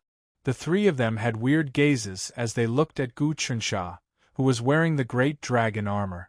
They knew how amazing it was. The great dragon armor was formed from numerous dragon scale-like scales. They were the size of copper coins and they wriggled together. They seemed to have grown together with his flesh and blood, forming a complete body. What was even more amazing was that the armor could actually turn into wings on his back and charge into the cloud. Apart from that, when Gu Chunxia was attacked, the scales would spin at high speeds and slice all sorts of things into pieces. Apart from that, the scales could actually fly out of his body and kill enemies within 100 steps. Within the scales was a thick layer that protected Gu Chunxia. Even if the scales flew out, he would have a really strong ability to protect himself. What armor is this? It is much stronger than Princess Cold Dragon armor. I heard that Dashi Marquis gave him the Horned Dragon armor, but it isn't as strong as Princess's. That is a normal Horned Dragon armor. Princess's Cold Dragon armor has 10,000 years of cold energy and can freeze anything that gets close. But this armor doesn't look like a normal Horned Dragon armor. What San Xiang didn't know was that Gu Chunxia used large amounts of sky dew and his own sun and moon refinement to upgrade the Horned Dragon armor. With this armor, even Dao Realm Transformation 6 wouldn't be able to do anything to him. My plan is to capture the leader first. Gu Chunxia said, "You've all seen the map. The final destination of my army is the demonic ape temple of chaos. As long as we can conquer this temple and use it as a stronghold, we will be able to attract many people to live there. Finally, we will be able to subdue the surrounding barbarian tribes. Therefore, Long Yun and Cold Jade will advance from the other side. We will try our best to go deep into the mountains and dense forests. We will not come into contact with the barbarian tribes. We will hide in the depths of the forest, not far from the demonic ape temple, and wait for an opportunity to act. We don't have many people, that's all we can do." 3 incenses nodded. "We don't know how many tribes there are along the way, it's impossible to sweep through them one by one. As long as we wipe out one tribe, I'm afraid dozens of tribes will find out and send their experts to encircle us, causing us to be exposed. We're already here. If we move forward, we'll reach the settlement of a barbarian tribe. There are hundreds of thousands of people in this tribe, and it's quite prosperous." The army finally passed through the forest and arrived at an open space. Everyone sat down and rested. There was a small stream next to them, but it was enough to wash the dirt off their armors. Gu Chunxia took out the map and said, "However, I want to go around this tribe and advance towards this direction on the map. Then, I'll walk through the forest and reach this place." His finger moved inch by inch on the map. "After we reach this place, we can rest and reorganize. We can meet up with Long Yun and Cold Jade's people. After that, we can discuss how to attack the demonic ape temple of chaos." On the map, there was a temple in the mountains far away. That was the demonic ape temple of chaos. Gu Chencha's plan was to meet up in the mountains not far away from the temple, gather their strength, and take the opportunity to kill the experts in the temple. This was not impossible. With Yi Ming, Long Yun, and Cold Jade's experts working together, there might be a chance. According to our current marching speed, we still need a month to reach the mountains around the temple. Lu Yu also came up to look at the map. "Maybe we should do something during this month." "There is no need." Gu Chunxia waved his hands and a cold smile appeared on his face. "We know the various barbarian tribes like the back of our hand. There are experts in the barbarian race who know everything about us. I am the weakest out of all the princes, so there might be barbarian race experts hunting us down. When that happens, it will be the best time for us to train. In this forest, the barbarian race can only send experts. They can't send a large army to encircle us. This will give us a chance. No matter how many come, they will all die." The barbarian race's understanding of him was limited to him killing the 4 old demons. They didn't know that his trump card was Yi Ming. Moreover, to enter the forest to kill people, one didn't need to be afraid of poisonous bugs and miasma. One had to be at the 4th transformation to swallow gold and turn into stone. That was because the 3rd transformation could block poisonous bugs, but it couldn't block the miasma. At the 4th transformation, one's organs would be like a furnace. Metal and stone would melt, but they wouldn't be able to block any poison. At the first and second transformation, one's body would still be made of flesh and blood. Apart from being stronger, getting sick less often, having a longer lifespan, and aging slower, there weren't many other changes. At the third and fourth transformation, one wouldn't be human. Once one reached the fourth transformation, one would be able to travel through many dangerous environments. We have already marched for 3 days and traveled 1,000 miles. During these few days, none of us have rested, so we will just rest here for a night. Gu Chernsha gave the order and then suddenly jumped into the forest. With just a few punches and kicks, he broke many trees and tossed them over. He casually cut them into giant wooden stakes and stabbed them into the ground to form a small formation. Then, he smashed the rocks with his fists and gathered soil to form a pile to work with the wooden stakes. Done! When the last giant wooden stake was stabbed into the ground, the air around the 200 people became much fresher. The energy currents spun, and everyone felt like they were floating in the air. Spirit gathering formation. The 3 incenses masters knew their stuff and were stunned. They didn't expect that Gu Chernsha would be able to form a spirit-gathering formation based on the mountains and veins around in such a short time. How difficult was that? Even if Tao realm experts could absorb spiritual energy, they were far from being able to lay out a formation. To lay out a formation, one had to be familiar with the fluctuations of various objects and then combine them to see through the mysteries of the mountains and rivers. It was much harder than cultivating on one's own. Especially this kind of casual arrangement, it showed off one's skill. When nobles wanted to build a spirit-gathering formation in their mansions, they had to hire experts and buy all kinds of precious materials. After accurate measurements, it would take several years to build it. How could they casually arrange it to gather spiritual energy? From this, it could be seen that Gu Chensha's insight into the nature of objects was so deep that he was probably like a god. Such a person actually hadn't reached the Tao realm?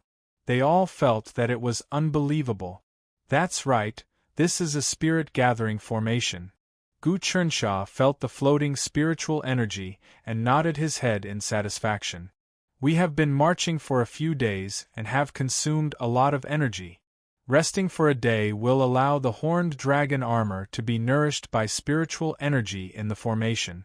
This way we can replenish our energy and repair the damage. The horned dragon armor would be worn out. After fighting for a long time and in a harsh environment, it would be slightly damaged. In the end, it would become heavier and heavier and the armor would collapse, losing its spiritual effects. The way to maintain it was to place it in the spirit-gathering formation, where it could be nourished by spiritual energy and repair itself. What was even more extravagant was soaking in the spiritual liquid, where the armor would evolve. Gu Chernsha temporarily set up a spirit-gathering formation. Although the spiritual energy was thin, it could greatly relieve the fatigue of marching, treat illnesses, and be beneficial to cultivation. At that moment, everyone was intoxicated by the faint spiritual energy in the formation. They wore their armor and slept, conserving their energy. With the horned dragon armor, they could sleep at ease. It was much better than a tent. It could protect them from the cold, moisture, warmth, and even drive away heat. Without a lot of supplies, it was equivalent to having a safe house at all times. Master, if you can take out the glass jade body skeleton and suppress it in the formation I, the density of spiritual energy here will increase by at least 10 times, Yiming said softly. The 3 fragrances are here. They are Lu Baiyue's people, so I naturally can't take them out. Otherwise, it will be revealed. Gu Chernsha was still wary of Lu Baiyue. He felt that it was best not to let others know about his trump card. So, if there are barbarian experts who come to kill us, try not to do anything. Let me deal with them. Now that I have the great dragon armor, I won't be easily killed. Yes, Master. But if a Tao Realm Transformation 4 expert comes, your demon descending blade won't be able to break his skin. Attacks are useless against him. Ming frowned. Should I attack or not? Depends on the situation. Gu Chensha thought about it and agreed. At Tao Realm Transformation 3, one had copper skin and iron bones. Their organs were weak, but they could still be injured. At Transformation 4, one would swallow gold and turn into stone. Their internal and external were one, and they were almost indestructible. At least with his current strength, even if he used Sun-Moon Kill, it would be useless. Unless he advanced to Tao Realm and the strength of Sun-Moon Kill increased once more. Master, I just thought of something. When we reach the vicinity of the temple, we will not be in a hurry to ambush the elites. Instead, we will find the dragon transformation pool and steal the dragon transformation liquid within it. This is a secret of the barbarian tribe. The barbarian tribe cultivates elites and refines their transcendent treasures. The barbarian tribe gathers spiritual energy and condenses it into spiritual liquid. Then, with the addition of countless heavenly treasures and the blood of ancient beasts, they also offer sacrifices to evil gods to obtain divine water. Although the effects aren't as pure as heaven do, it can still cause treasures and weapons to improve quickly. If Master steals it and soaks the great dragon armor in it to suck its essence dry, it might evolve into the king dragon armor. Not to mention, Master's subordinates can increase their potential and their cultivation will increase. Their horned flood dragon armor might turn into the horned dragon armor. Yiming thought about the key point. There is actually such a good thing? Gu Chensha was delighted. I am good at stealing. Even you can't beat me. What he said was the truth. With the sun-moon altar, it was like he was being helped by the god. If he could really steal the dragon transformation liquid, his overall strength would increase by leaps and bounds.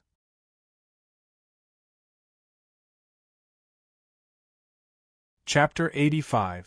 His flying speed was also quite fast. Every time he flapped his wings, the airflow would rise. He could easily imitate the rock.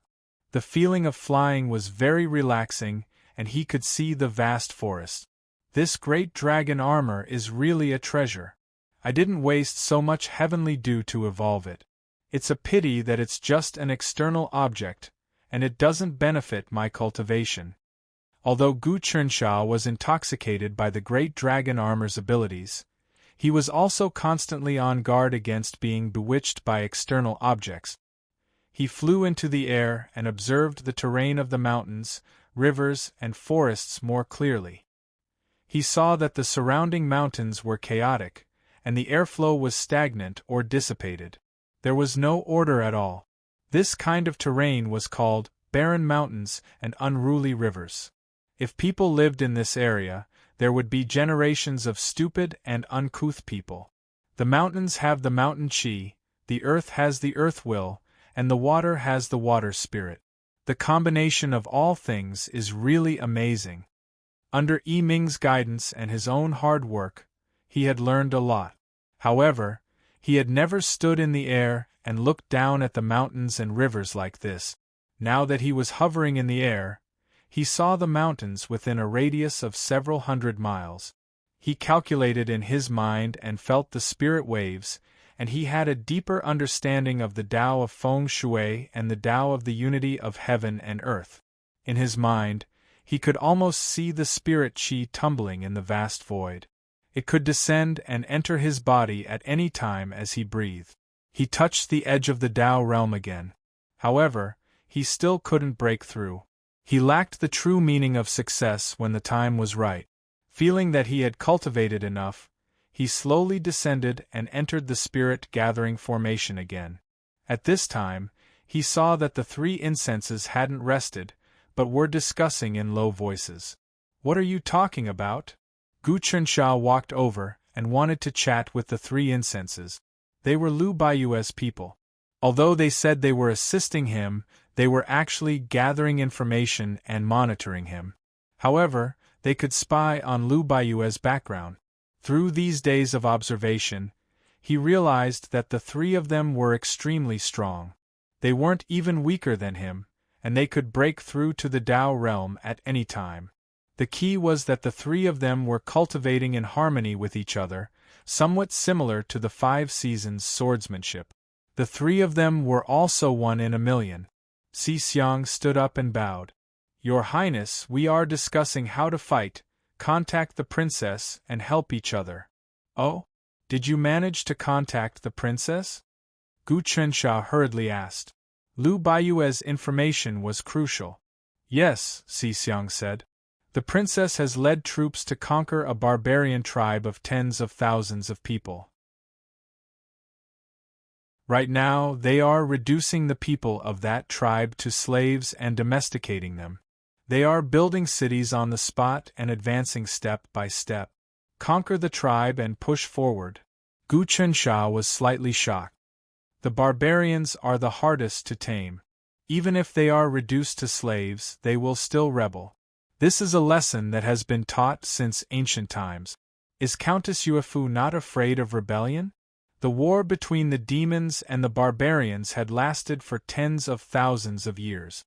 Throughout the dynasties, whenever the barbarians invaded, they would either capture humans, kill them on the spot and sacrifice them to the evil god, or bring them back to be kept in captivity and then killed them as sacrifices. In short, in the eyes of the demons and barbarians, humans were no different from prey. The barbarians and humans had been at war for tens of thousands of years. The barbarians had captured humans, killed them, and sacrificed them to evil gods. They had brought them back to be killed and sacrificed. In the eyes of the barbarians and monsters, humans were no different from prey. Later on, even some great scholars felt that the blood of the barbarians was still filled with bestial evil energy, and they were different from humans. At birth, humans were good, but the barbarians were evil. Now, Lu Baiyue was trying to tame the barbarians. Even as slaves, it was dangerous. The princess is testing the emperor's secret technique. Si Xiang said. The emperor deduced the secret technique to tame the barbarians and passed it to the princess to see if it works. If the evil gods and bestial nature in the blood of the barbarians can be removed, and they can become human again, it will be a great merit. Our great Yong Empire can conquer the wilderness that no one has been able to conquer for tens of thousands of years. But the barbarians have a blood feud with us for tens of thousands of years. Even if they are tamed and surrendered, the common people will not allow it. There will be great resistance. Gu Chensha knew that most of the common people hated the barbarians to the bone. They wanted to eat their flesh and blood. The hatred was so deep that it could not be dissolved. Even he felt that the barbarians were abominable. This knowledge came from the books, and he had seen the chaos of the 3 counties. The barbarians burned and killed, and the villages were turned into ashes.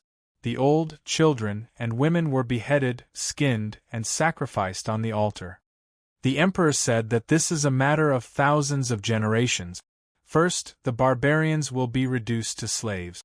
They will build cities and houses for us.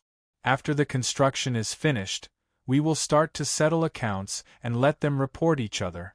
Within 3 generations, the barbarians will have a blood feud with us, and they will be judged. If the 3 generations are innocent, they can continue to be slaves and are allowed to have children.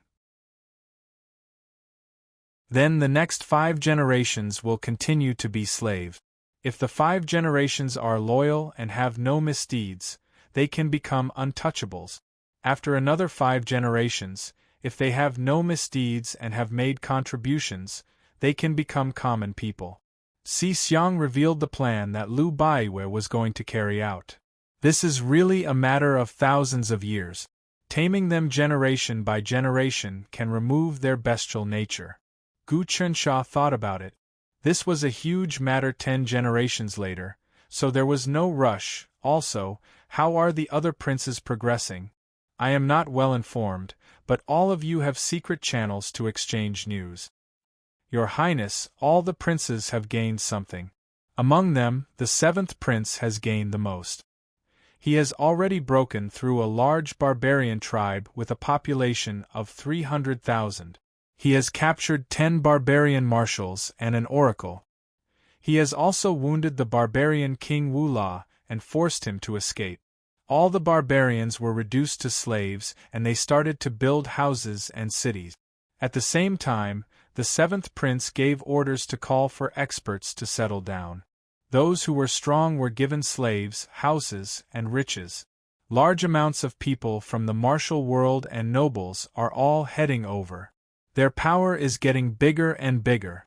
Shui Xiang wanted to pressure Gu Qinsha and told him about this matter. Seventh has cultivated the Tao Realm 9 transformation glass jade body, and his cultivation is 100 times higher than mine. Not to mention, he has the law-breaking celestial sword. Apart from that, he has many treasures, and he has the legalist school behind him. That is the top aristocratic family in thousands of years. They support the emperor and use laws to rule the world. Gu Qinsha knew that compared to 7th Prince Gu Fasha, be it cultivation or strength, he was thousands of times weaker. If he had Tao Realm 9 transformation cultivation, then why would he need to sneak attack? He would have just killed his way over. 3rd Prince has also taken down a tribe and has started to use it as a foundation. He has contacted many aristocratic families and families. Shui Xiang reported. He has successfully cultivated to Tao Realm 6 transformation and refined energy into astral energy. His martial arts have improved, and along with the many experts he recruited, he is really strong. As for the other princes, they have all gained something, and all sorts of reports have been sent to the imperial court. Only you have nothing on the imperial court's merit list. Apart from that, 5th, 6th, 8th, 9th, 14th, and 18th princes have all reported to the imperial court that they have stepped into Tao Realm. How can one be in a rush to do something huge? Gu Qinsha's heart was really calm, and he wasn't in a rush at all. Just like how his cultivation was unable to break through to Tao Realm, he wasn't in a rush either. Seeing him like that, 3 Incense praised him for being able to control his emotions. Master, an expert is getting close to us. Just at that moment, a mosquito-like ripple spread into Gu Qinsha's ears. Yiming used his Xiantian astral energy to shake slightly to create a voice. This was the so-called voice transmission technique. Yiming, I noticed some decent herbs in the distance. Follow me to gather them. Gu Qinsha nodded his head and left. 3 Incense frowned, but she knew that Gu Qinsha had a secret that he didn't want her to know. He and Yiming quickly entered the forest. Originally, Gu Qinsha wanted to fly into the sky to take a closer look, but Yiming stopped him. Master, you exposed yourself when you flew into the sky, causing the experts from the barbarian race to notice us. We can't expose ourselves now.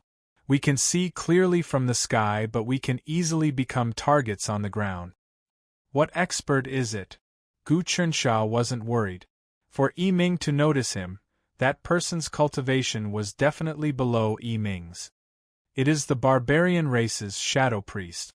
They specialize in assassinating experts in the dark. Yiming said, I am a priest with authority. I know about shadow priests. They are trained by the barbarian race's evil god temple to assassinate strong people. They are really strong and really evil. Gu Qinsha said, before the giant stone wall was built, many officials were assassinated by them. Each time the barbarian race attacked a place, they would send them to assassinate the important officials. They would cause chaos in the center, and then there would be a chance. They're getting close, Yiming said. But they haven't discovered us yet. Master, should we kill them first? Of course. A cold smile appeared on Gu Qinsha's face. Every shadow priest has a blood debt. I want to see what kind of people are coming to kill me. Leave first. Let me fight them alone. Master, I'm afraid it's dangerous. Yiming listened attentively. The shadow priest that came this time is not to be underestimated. Master, you killed the 4 demons and the marshals and destroyed the temple. The barbarians must have gotten the news.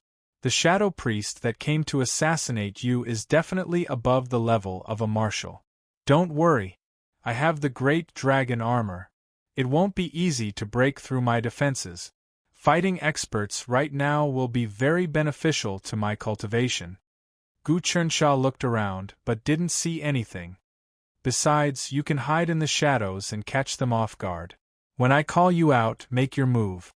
Yes, master. Yiming blurred into motion and disappeared into the depths of the forest.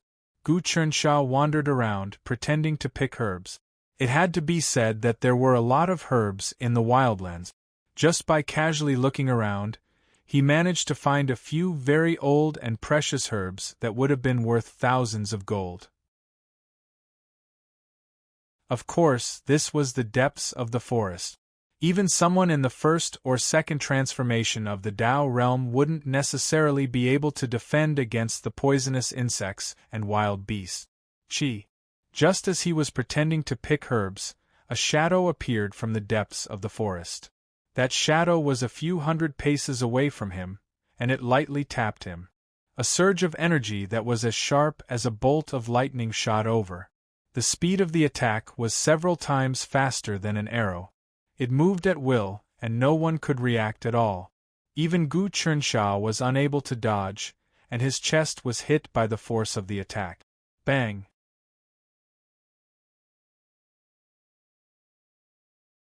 Chapter 86. Gu Chernsha immediately knew that the energy several hundred steps away from him was the innate upstanding qi. It burst forth from his body and pierced through metal and stone from 100 steps away. It was extremely powerful and specialized in breaking through copper skin and iron bones. It was far more powerful than ordinary divine weapons. Although this energy was just a little bit, when it hit his body, it could break through walls. That was the power of spiritual energy being condensed to the extreme. If it was a normal arrow or even a fire talisman spear, Gu Chernsha could dodge it.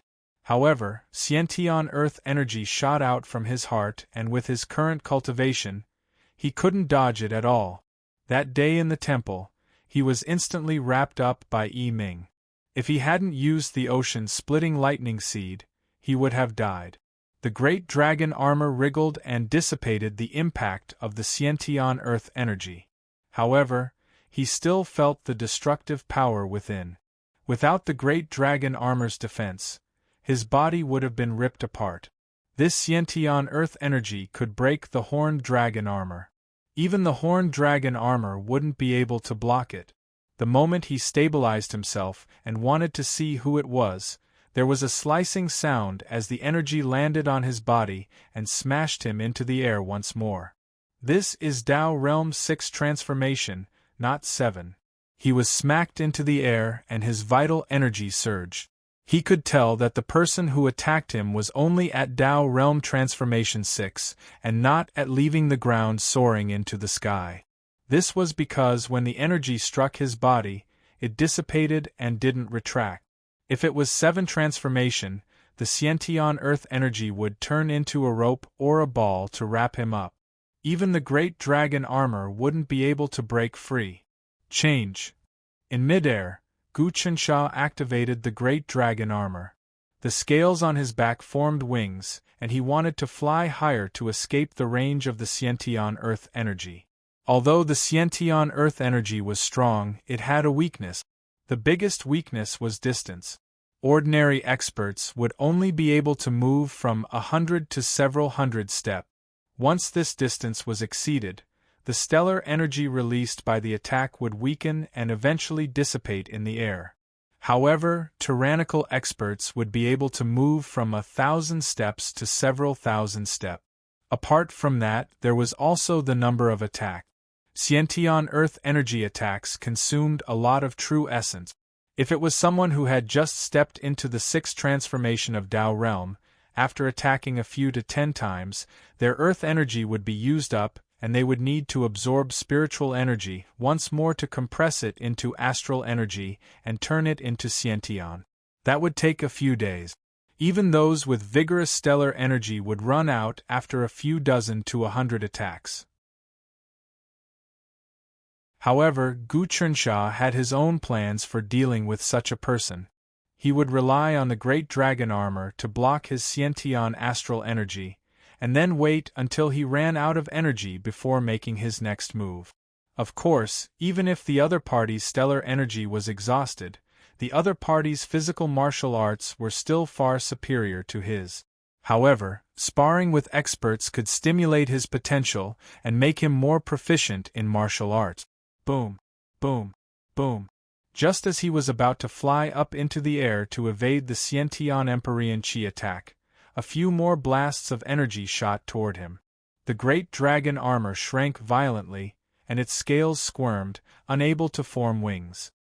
He was bombarded and fell from the sky, smashing into the ground and creating a deep pit in the soil.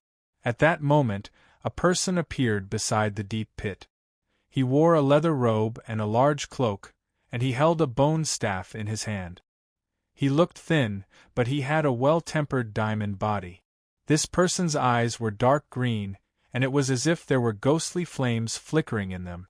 When he looked down, it felt like an evil had descended upon the earth. "What armor is this?" He didn't speak in the barbarian language, but in the Daong language. "19th Prince, I didn't expect you to have such a treasure. Someone who hasn't even reached the Tao realm can actually block Xiantian earth energy. This is a miracle, but it ends here." He raised the bone staff and stabbed down. Dang! The demon subduing blade appeared in Gu Chencha's hand, and he clashed with the bone staff. Sparks flew everywhere, and cracks appeared on the demon subduing blade. It looked like it would collapse at any moment. Gu Chencha's body went numb from the impact. If not for the great dragon armor dissipating 99% of the power, the demon subduing blade would have been sent flying. It's a good blade, but it's a pity that it's not refined enough. It's only a half-finished product. The shadow shaman looked at Gu Chernxia, who was crawling to his feet. "I want this armor. You can't activate its power at all. If I get it, I can soak it in the dragon transformation pool and evolve it again. I can carve runes on it and add more transformations. You don't know how to refine equipment. Wearing this thing on you is simply a reckless waste of God's gift. Imprison." The shadow shaman suddenly stepped forward and slammed his palm into Gu Chencha's body. Blood flowed from his palm, and blood-colored runes appeared on the great dragon armor. Gu Chencha's figure flickered in an attempt to dodge, but the shadow shaman was too fast. He attacked repeatedly, and each strike landed on the great dragon armor. In just a few breaths of time, the shadow shaman had covered the great dragon armor with his own blood runes. The great dragon armor was actually affected, and it seemed like it had lost its use. It seems like I was delusional to actually use the great dragon armor to deal with a Tao Realm Transformation 6 expert. In the end, I am being played around with. I overestimated my own ability. Although Gu Chernxia was in danger, he was calm and broke into a laugh. He wanted to test his own strength, but at least he knew how terrifying people who cultivated Xiantian earth energy were.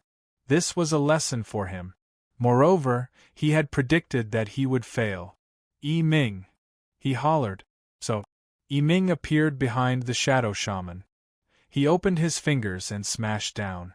The energy was like the sky as it descended, turning into an egg-shaped screen that covered the shadow shaman. This was a sneak attack.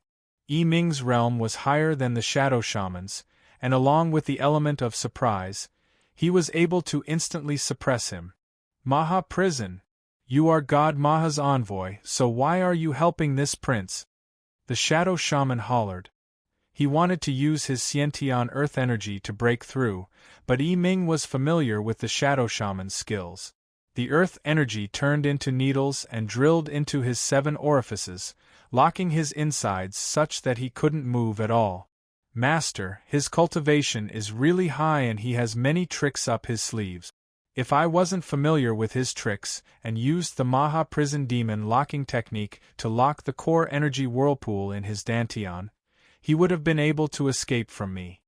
Yi Ming didn't bother about the shadow shaman's question and just explained to Gu Chernxia.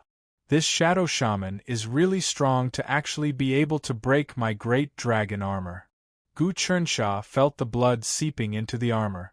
This was also a treasure refining technique.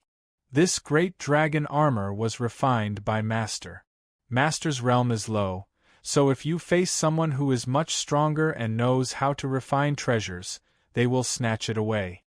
Yiming said, but it doesn't matter now. As long as this person dies, he will lose control of the great dragon armor. Master, kill him quickly in case something happens. If this drags on and his helpers rush over, it will be tough for me to capture him.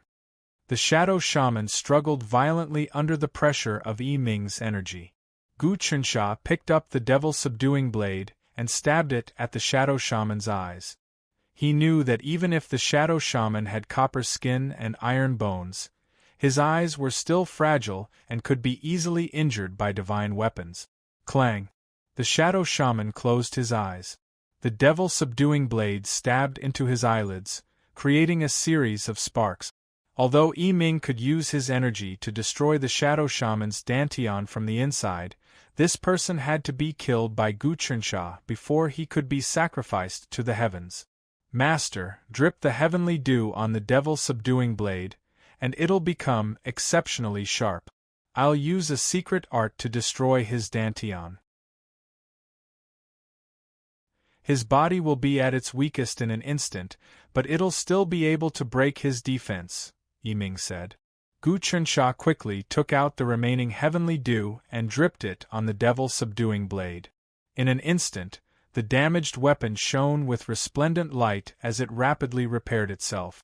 Destroy! Yiming also used his energy to destroy the shadow shaman's dantian from the inside, causing his innate stellar energy to scatter and his flesh to loosen. As expected, the shadow shaman roared as his skin loosened. Gu Chunsha suddenly stabbed forward, breaking his eyelids. The devil-subduing blade pierced through his eyeball and went deep into his brain. You betrayed God, God will strip you of your glory. The shadow shaman roared at Yiming as he struggled, but to no avail. His brain was destroyed by Gu Chunsha's devil-subduing blade. His consciousness gradually blurred, and his soul seemed to be sucked into a strange altar. Boom! The shadow shaman collapsed to the ground. Gu Chunsha panted heavily. If not for you, I wouldn't have been able to do anything to such an expert even if he just stood there and let me kill him. With Master's realm, it is tough for him to deal damage to someone at the 4 transformations. Yiming checked the corpse and touched it. This is the shadow shaman of the chaotic demon ape god temple. He is famous for his astral energy, and the chaotic demon book he cultivates is only slightly weaker than the Maha Hell suppression scripture. He still has many methods that he hasn't used. Look, this bone staff is the spine of the ancient mountain-moving giant ape. Who knows how many years it has been nurtured in the spirit-gathering formation, and then he used the chaotic demon book to smear his own blood on it.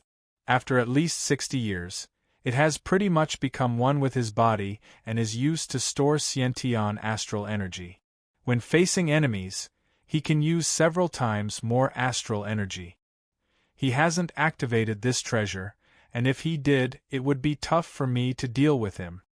Dao Realm 6 Transformations Xiantian astral energy was really strong, but because of the limited storage, he couldn't use much. But if he had a treasure, he could store the astral energy he accumulated and release it when facing enemies. It was the same as having a astral energy storage, but such a treasure was really rare. Yiming, you should have your own treasure, right? Gu Chunsha asked. I do, but to resist Master, the ocean-splitting thunderbolt was destroyed. Yiming said, I asked Master to give it to me. Its quality is even better than my original one. Since the original Master is dead and I have refined it with the Maha Hell suppression scripture, my combat strength will increase by at least 30%. It is okay. Gu Chunsha nodded his head. Their combat strength mainly depended on Yiming, so naturally it was good that he was strong. Thank you, Master. Yiming knelt down on one knee. This shadow priest has many treasures, let me count them for Master. Count them first. Gu Chunsha's body flashed and he entered the altar space. He killed the barbarian race general and sacrificed to the heavens, obtaining 600 drops of heaven dew. Now that he killed this shadow priest, who had a close relationship with evil God and was really strong, who knew how much heaven dew he would get?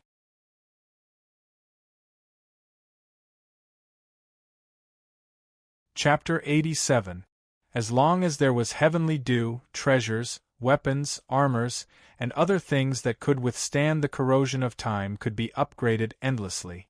That was what he lacked right now. Entering the sun-moon altar, there was indeed a huge ball of blood and a soul floating in the air. This ball of blood was different from before. It gave off a thick evil energy, black smoke billowed like an evil fire burning. It constantly transformed into hideous human faces. Listening closely, there were countless screams. How many people did this guy kill to create such a thick grievance in the soul? Gu Chensha was shocked. But it wasn't strange. As a barbarian shadow priest, if his hands weren't stained with human blood, he wouldn't have been able to climb to this position. And according to the evil god's oracle, only by killing many humans as a sacrifice would his cultivation speed increase. He lit up the venomous grass as a sacrifice.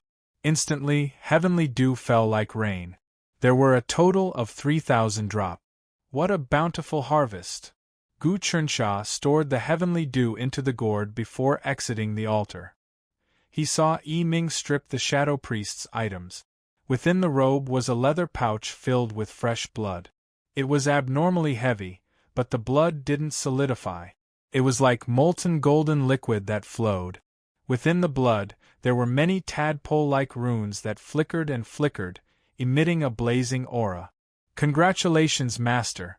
This is a leather pouch of dragon transformation liquid. This is what I said before, refined from the blood of countless primordial mutants, along with spirit liquid and divine water obtained from sacrifices. It is only in the hands of the top barbarian figures. I once received some as a reward, but I used it all. This person must have wanted to upgrade his bone staff, but felt that it wasn't enough.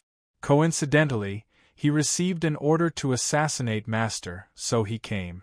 After killing Master, he sacrificed it to the evil god and used the dragon transformation liquid to upgrade the bone staff. That would be perfect. Master is a prince and has the bloodline of the heavenly talisman emperor. He is very important to the evil god. If he can be killed and sacrificed, the evil god's reward will be unimaginable. Yi Ming said, Master must be careful in the future. This dragon transformation liquid is very strong and domineering. Gu Chensha savored it. How do I use it? Did he drip it on it too? That's right. Even though this dragon transformation liquid isn't enough to further evolve the great dragon armor, it can still significantly increase its defense and power. If you encounter such an expert again, you'll be able to react faster, and you won't be captured so easily. Is that so? Gu Chensha quickly took out the dragon transformation fluid and smeared it on the great dragon armor. The great dragon armor wriggled as it greedily absorbed the dragonification elixir. The scales shrank, and Gu Chensha could feel that the armor was much more compact and sturdy than before. This dragon transformation liquid is truly overbearing. Compared to heavenly dew, it lacks some of its mellow properties. It can only be used to improve one's cultivation base, not to treat and detoxify. Additionally, if the quality of a magic treasure is not strong enough, not only will it not improve, it will also be destroyed. Gu Chensha thought to himself, if it was an ordinary armor, a drop of heavenly dew would cause the armor to evolve. However, a drop of the dragon transformation liquid would cause it to be unable to withstand the tyrannical power contained within, and it would be directly burned to ashes. Fortunately, the great dragon armor was a treasure to begin with, and it had been fortified with nearly 1,000 drops of heavenly dew. Master, the great dragon armor can withstand the dragonification elixir, but the horned WYRM armor isn't. Of course, if you want to smear the Dragonification elixir on the horned WRM armor, you have to dilute it with spirit liquid first. This pouch of Dragonification elixir can be diluted into a pool before soaking the treasure in it. This way, the treasure will be able to slowly absorb the Dragonification elixir and won't be completely destroyed, Yiming said. It's very dangerous to use the Dragonification elixir. Since that's the case, I'll use it all to nourish the great dragon armor. Gu Chunsha poured the entire pouch of Dragonification elixir onto the great dragon armor. He didn't even dare to touch it with his fingers. The Dragonification elixir was even hotter than lava. The great dragon armor sizzled, but it didn't burn. It just looked like it was having a hard time digesting so much Dragonification elixir. Master, if we had the heavenly dew to neutralize the Dragonification elixir, the great dragon armor wouldn't be able to withstand such tyrannical power, Yiming hurriedly said. I knew it. Gu Chunsha took out a bottle gourd and poured out 100 drops of heavenly dew, mixing them with the Dragonification elixir. In an instant, the great dragon armor burst into golden flames that grew larger and larger. Projections of various primordial fierce beasts appeared, roaring and roaring. So, this is the bloodline of the primordial fierce beasts. Gu Chunsha nodded inwardly as he watched the changes unfold. With the heavenly dew neutralizing it, the great dragon armor absorbed the Dragonification elixir and the primordial fierce beasts' bloodlines and began to evolve. The golden flames gradually retracted and returned to the armor. In the end, the Dragonification elixir became neither black nor white, gray and unremarkable. The scales also shrunk and became very fine. Gu Chunsha immediately used his blood to inscribe runes on the armor. He was using the sun and moon refining art. At this critical moment, he would use his blood essence to refine the Dragonification elixir again.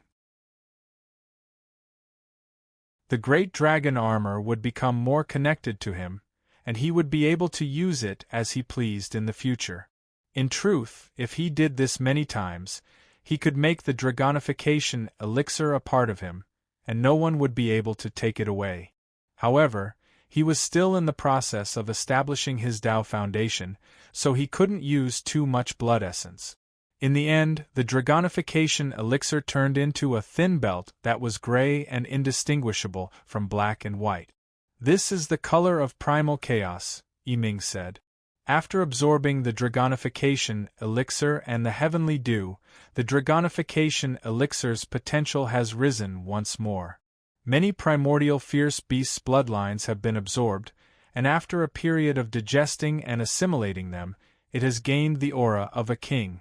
Masters refining art can practically recreate anything, even surpassing the refining art of the Maha suppression scripture. When the time comes, this Dragonification elixir will truly become the Dragonification elixir. But it's just a worldly possession. Gu Chunsha thought about it carefully. I thought the Dragonification elixir would be enough to hold off the Shadow Priest, but I didn't expect it to be completely powerless. It seems the gap in cultivation can't be bridged. Every transformation in the Tao realm is a transformation of one's mortal body. Yiming searched the Shadow Priest's leather robe again and took out a gourd. Needless to say, there were medicinal pills inside. When he poured them out, they were actually crystals the size of soybeans. This is a spirit stone, also known as a spirit crystal. It's made from spirit liquid that has been condensed 1,000 times over and crystallized into gemstones. Yiming took out one. If I melt this spirit crystal, I'll obtain at least a large jar of spirit liquid. This shadow priest is actually richer than me? It's so miraculous? Gu Chunsha took it as if it were a treasure. It was extremely heavy. Just the gourd alone weighed several thousand kilograms, and there were about 15 crystals inside. He hadn't expected such a small crystal to be able to produce a large jar of spirit liquid. If that was the case, the horned dragon armor of his subordinates could be soaked in the spiritual liquid, which would greatly increase their strength and defensive capabilities. Not to mention that, although the benefits of the spiritual liquid were not as good as the heavenly dew, it was still a rare treasure. Its practicality far exceeded that of many elixirs. This shadow priest also has a copy of the Demon Tome of Chaos, but it's only the first 3 volumes. Perhaps they'll be of help to Master's cultivation. He took out a leather scroll. Here's a command medallion. On the command medallion, there was a giant ape sitting on a throne, looking up to the heavens and earth. Its bloody mouth and fangs were the source of all evil.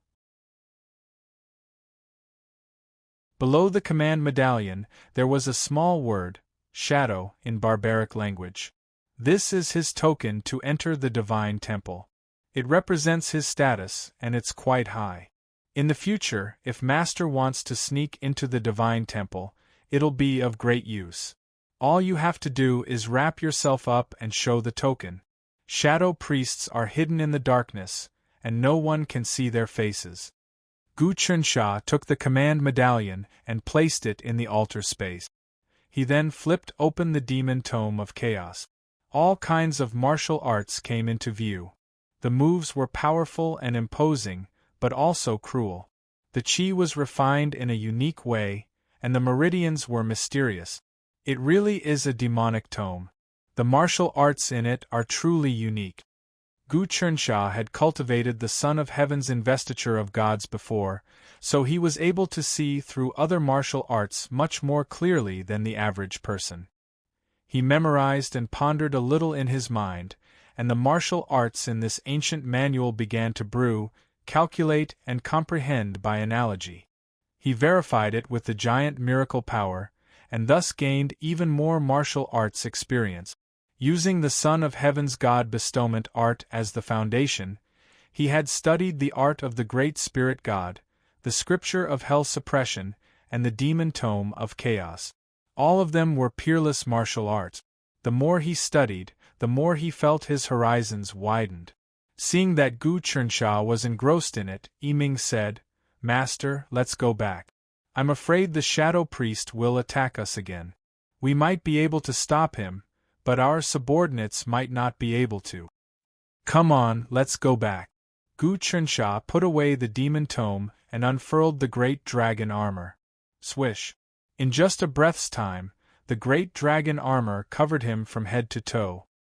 He floated 3 feet above the ground like a ghost. He actually didn't need wings at all. As expected, after absorbing a bag of dragon transformation liquid and 100 drops of sky dew, the great dragon armor's strength doubled. If he faced a Dao Realm 6 transformation priest again, he wouldn't be in such a bad state. Of course, it was impossible for him to defeat him. He placed the Shadow Priest's corpse into the altar space. This would be a huge contribution to the imperial dynasty. Apart from that, he could also give it to the medicine department of the Celestial Craft Institute as a research subject. With such a high cultivation corpse, they would be able to gain many things that would benefit the people. When he returned to the living area, it was really quiet and nothing happened. Everyone had woken up and were in high spirit. They lit up the fire and drank the battle technique wine before training their blades and fists. 3 incenses really did pick many herbs from the forest. There were many precious herbs in the barbarian forest, but it was difficult for ordinary people to enter. For example, a 1,000-year-old red Ganoderma was worth thousands of dollars outside. It was not a small amount. Although they were Lu Baiyue's trusted subordinates and enjoyed the training, they still had to save up some money for other things. Seeing Gu Chunsha and Yiming return, the 3 incenses exchanged glances with one another. They didn't say anything and just silently packed up the herbs. "How is it? Did you face any attacks?" Gu Chunsha asked. "Prince, we are still safe." Lu Yu held his sword and patrolled the area. He was getting stronger and stronger, and the sword in his hand was constantly swallowing spiritual energy to merge with his flesh and blood. Even when he slept, the sword didn't leave his hand.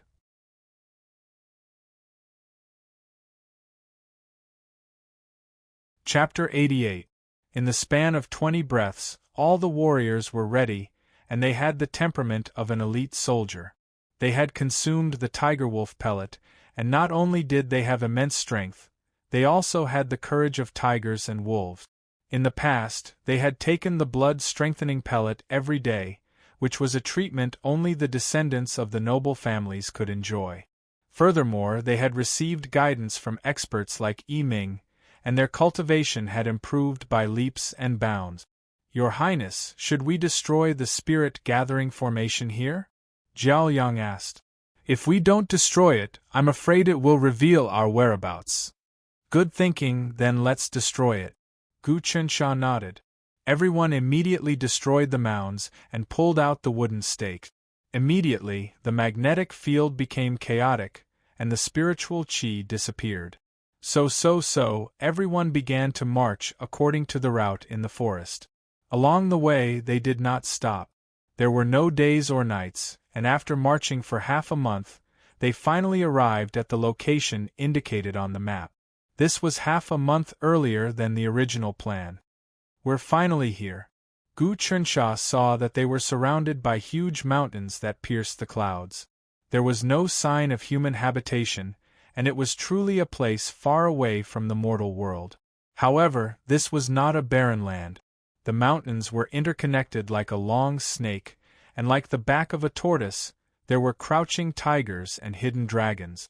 Tens of thousands of beasts had returned to their nests. Baleful qi and spiritual qi converged, and the earth veins changed. "Master, this place is not far from the chaotic demonic ape temple. The earth qi here is thick, and there are 108 mountains. Legend has it that the chaotic demonic ape moved the mountains here to form a lair," Yi Ming said. "If we continue forward, there will be many demonic apes living in the mountains, and they will easily discover us. I've also analyzed it." Gu Qinsha looked around at the majestic mountains, layer upon layer, and gave off an oppressive aura, as if an ancient devil was looking at him. "That's why we chose this place as the rendezvous point, and did not go deeper. Each of these mountains is several hundred li wide. What kind of godly strength would it take to move them here? This is indeed an unimaginable power, but compared to the heavenly talisman emperor, it's still a far cry." Yiming continued, "The heavenly talisman great emperor opened the canal, built the great wall, shaved off 1,000 mountains, filled the sea of sin, and built cities everywhere. His goal was to change the billions of mountains and rivers in the world. All the energy veins of the land were gathered towards the great Yonko. When his plan is completed, the billions of people will gradually benefit greatly. At that time, the country will be strong and powerful, and no dynasty can compare to it. This is Imperial Father's plan?" Gu Qinsha suddenly woke up. Only then did he remember the politics of the court for so many years. Canals ran through the east, west, north, and south, and the Great Wall stretched for hundreds of thousands of miles. Cities were built everywhere, and the vast land seemed to really be carrying out a huge plan, setting up a huge formation.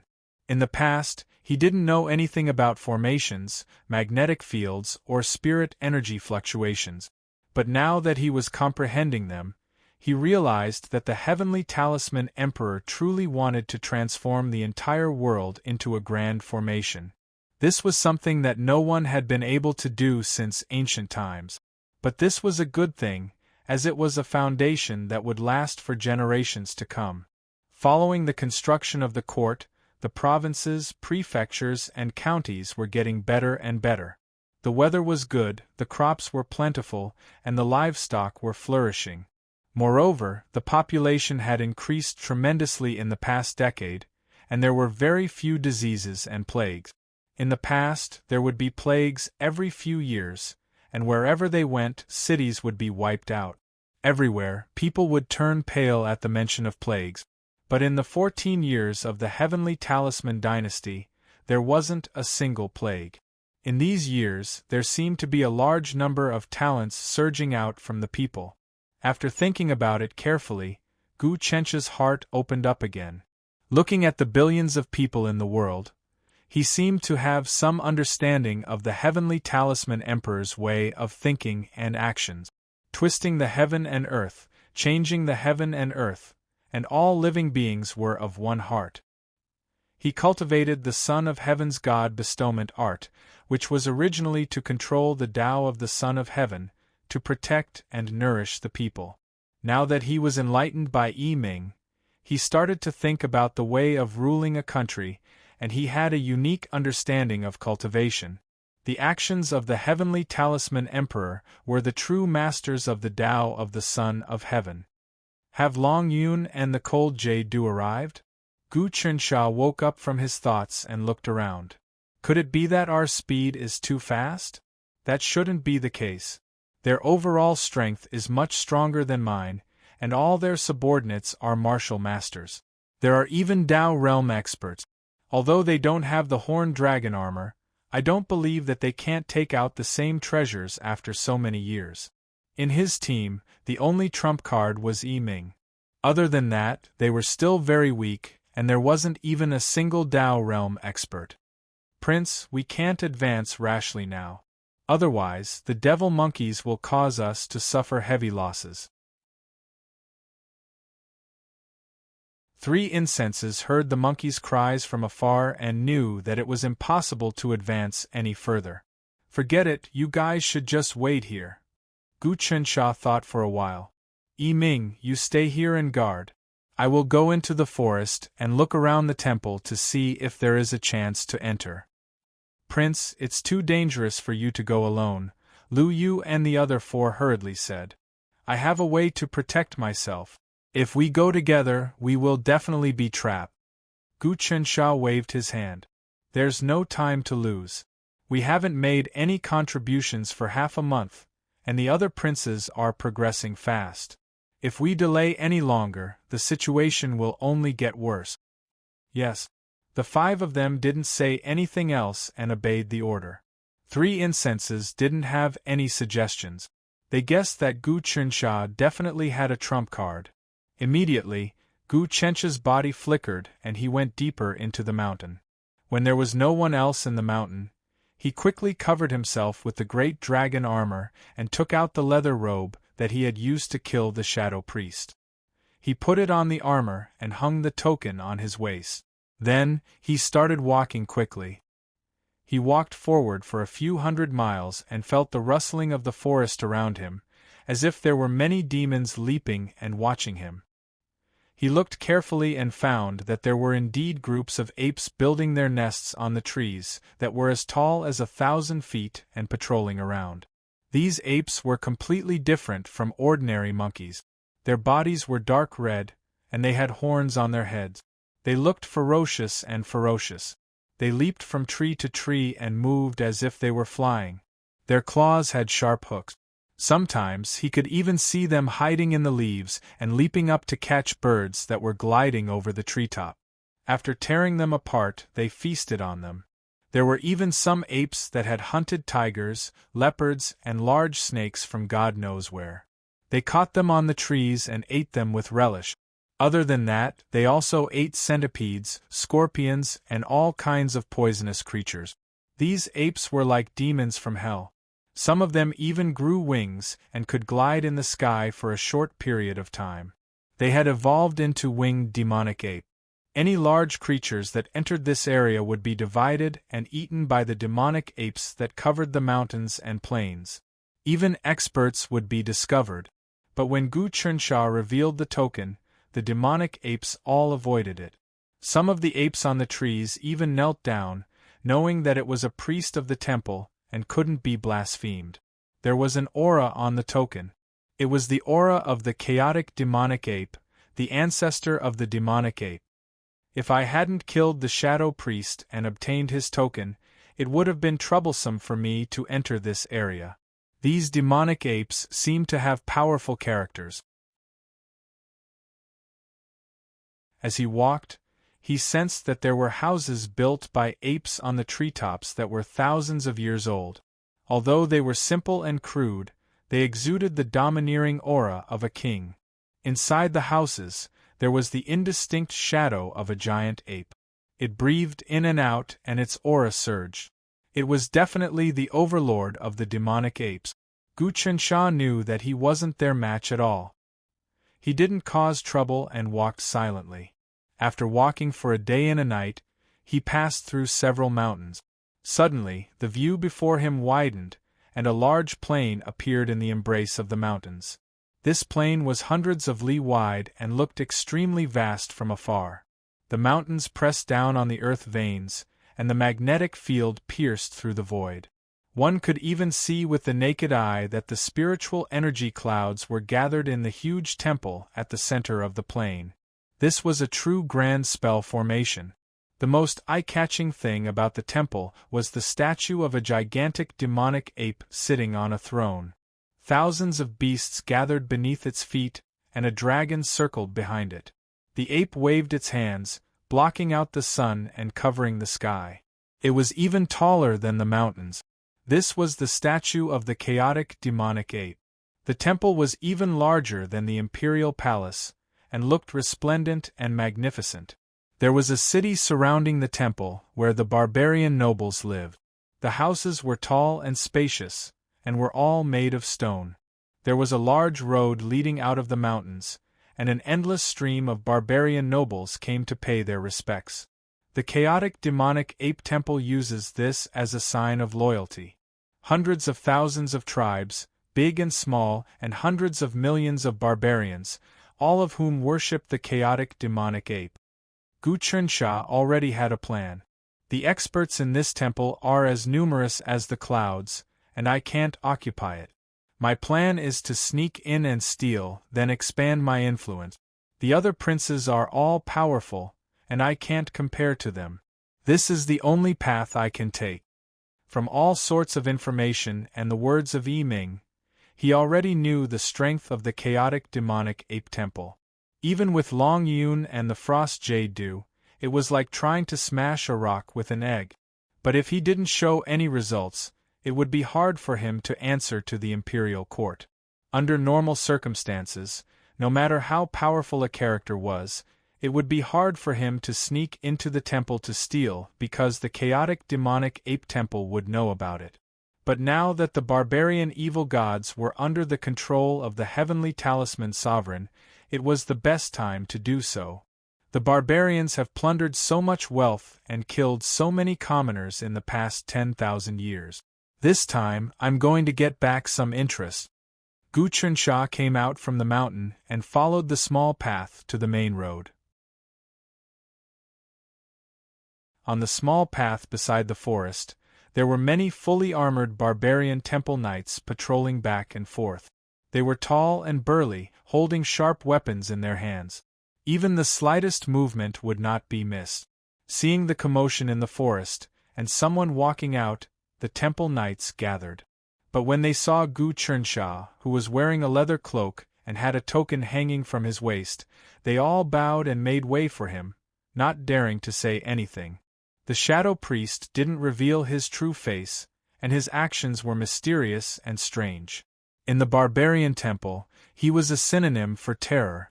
Gu Chensha used this identity to sneak in, and it was just right. As he walked on the main road, many barbarians came from outside. They bowed every 3 steps, as if they were on a pilgrimage. Although the barbarians' flesh was torn, their faces were filled with sincerity and satisfaction. Some of the barbarian nobles rode on horses and carriages, wearing luxurious clothes similar to the barbarians in the past. However, the barbaric aura they exuded could not be concealed by the luxurious clothes they wore.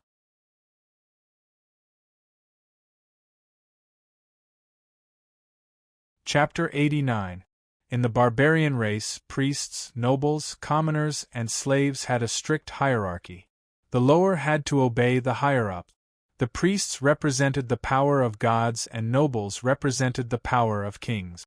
Although there were battles, due to the existence of evil gods, the power of gods suppressed the power of kings. But when these normal priests saw the shadow priest, they subconsciously moved aside. Even those who weren't able to dodge bowed and didn't dare to show any disrespect. Looks like I made the right move. If I don't impersonate this shadow priest, It'll be very difficult to sneak in. Gu Chunxia quickly walked through the main gate of the temple.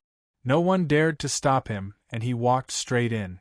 The status of a Tao Realm Transformation 6 Shadow Priest was unimaginably high. The Shadow Priest was a lone ranger and cultivated alone. He didn't even listen to the arrangements of the higher-ups and just followed the orders of the gods. Of course, he didn't have much power and his life was about assassinating, cultivating, and communicating with the gods. This was why the higher-ups didn't restrict him. This identity didn't communicate with others, but it was suitable for him to sneak in. The moment he entered, he recalled Yi Ming's information. A map of the entire temple appeared in his mind. In the middle was the place where the higher-ups of the divine temple, including the archbishops and the high priests, resided and cultivated. The south was the sacrificial square, the west was where the treasury was, the north was where the criminals were locked up, and the east was where the priests lived. Apart from that, there were all sorts of side halls that were used to raise beasts, refine pills, craft blades, train cavalry, teach scriptures, and train energy. The temple was huge and spanned 100 miles. It was all made of jade-like stones that were smooth and ancient. Who knew how many years had passed? There were priests walking to and fro in the hall. There were no weaklings and all of them were martial arts masters.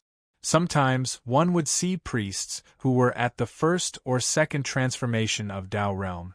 Based on tradition, the priests wore white robes, the higher-ups wore red robes, the high priest wore purple, the bishops wore gold, and it was said that the archbishop wore a multicolored robe. Shadow priests, on the other hand, always wore black robes. Gu Chunxia found out that the shadow priest was at the sixth transformation and his status was similar to the high priest's. He had a high status and no one dared to bother him. Then, he headed straight for the treasury on the west side of the temple. Of course, even if he was a shadow priest, he couldn't just casually enter the treasury. However, he had his own methods. Since the treasury was guarded, there would be loopholes. He could find the loopholes and sneak in. However, it was like a mouse entering a rice coop and moving as it pleased. After walking for half a day, he saw that he was about to reach the treasury. The defenses were tight. He flashed into a corner and entered the space of the sun-moon altar. There, he cultivated and waited quietly.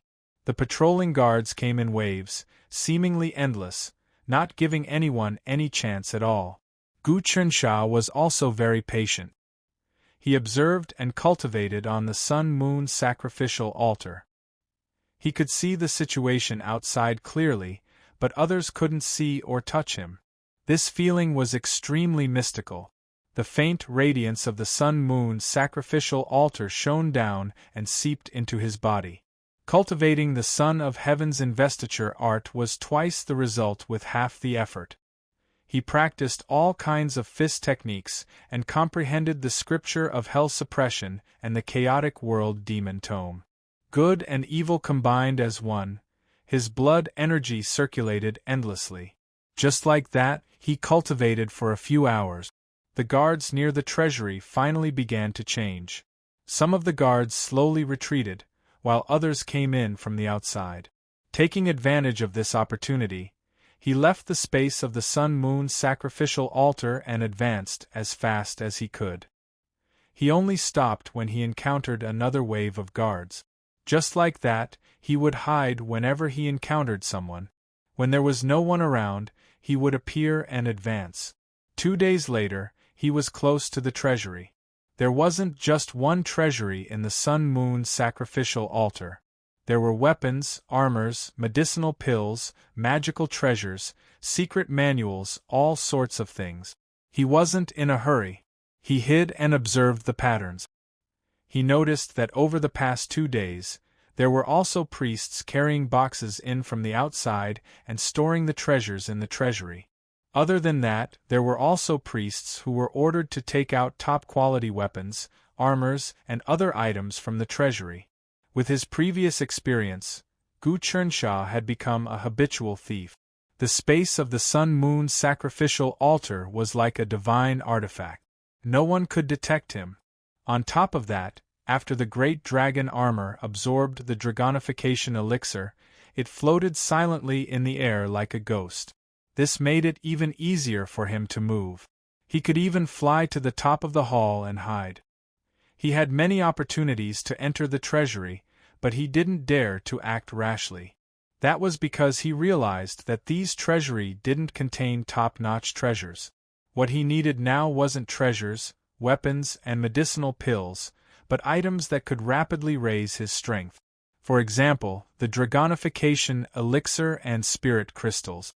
If he could obtain a large amount of dragonification elixir and neutralize it with spirit crystals, his great dragon armor would be able to evolve into the king dragon armor. With that kind of armor, even Yi Ming wouldn't be able to do anything to him. Flood dragon, Chi dragon, grand dragon, king dragon, and above that would be the divine dragon. From this, one could see how powerful the king dragon armor was. The devil subduing blade could also take shape. The horned WRM armor could also be upgraded. He was very patient. He observed and waited. He wasn't in a hurry. After observing for another 3 days, he finally noticed that out of the hundreds of treasury, there was one that was the most mysterious. It was an ancient bronze door that even the guards couldn't get close to. Moreover, every other day, 2 bishops wearing golden priest robes would come to take a look. They would chant to open the door and enter. They would only come out 2 hours later. He looked from afar and saw that the bronze door was really deep. It actually led underground and he couldn't see what was inside. The 2 bishops were really strong and based on his deduction, Gu Chunxia felt that they were above Yi Ming. This was why he didn't act rashly. In the chaotic world demon ape god temple, the bishops were only weaker than the archbishop. The archbishop was called Yuan Shaxing, and no one knew what his cultivation was. The bishops were all at the 7th and 8th stages of Dao realm. Some were even stronger than overlords. One had to know that this was the ape barbarian Holy Land, the main temple of the chaotic world demon ape god. The hundreds of millions of barbarians believed in this place, and along with the protection of the evil god, there were as many experts as the clouds. 2 bishops check the treasury each day, but they aren't the same people. They rotate for 3 days, which means that there are at least 6 bishop-level experts. Gu Chunxia calculated and felt that if he wanted to swallow this temple, it would be like an ant swallowing the sky. He wouldn't even be able to dream about it. Luckily, this was within his calculations.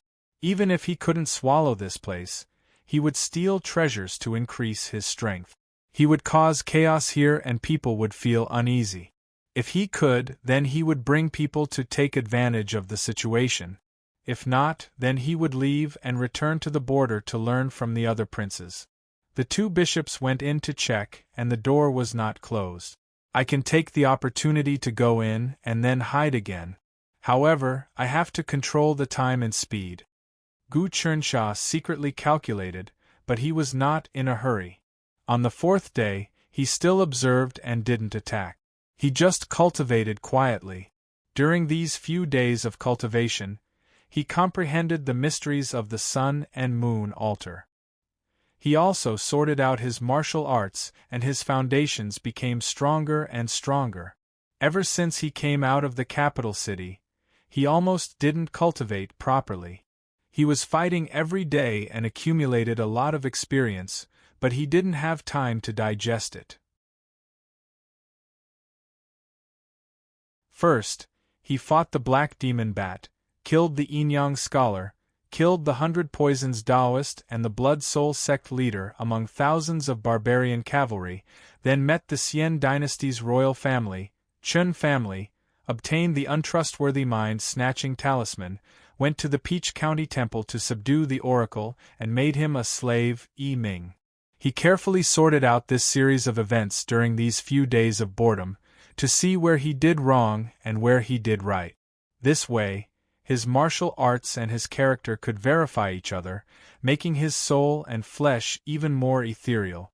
On the 5th day, another 2 bishops chanted an incantation to open the bronze door and entered to investigate. They were different from the previous bishop. There were 10 different bishops in total.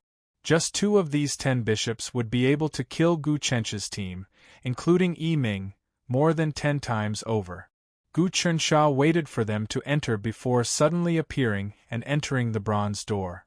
But the moment he entered, he jumped into the sun and moon altar. From the perspective of outsiders, he was like a flickering shadow that disappeared after jumping into the bronze door. Whoosh!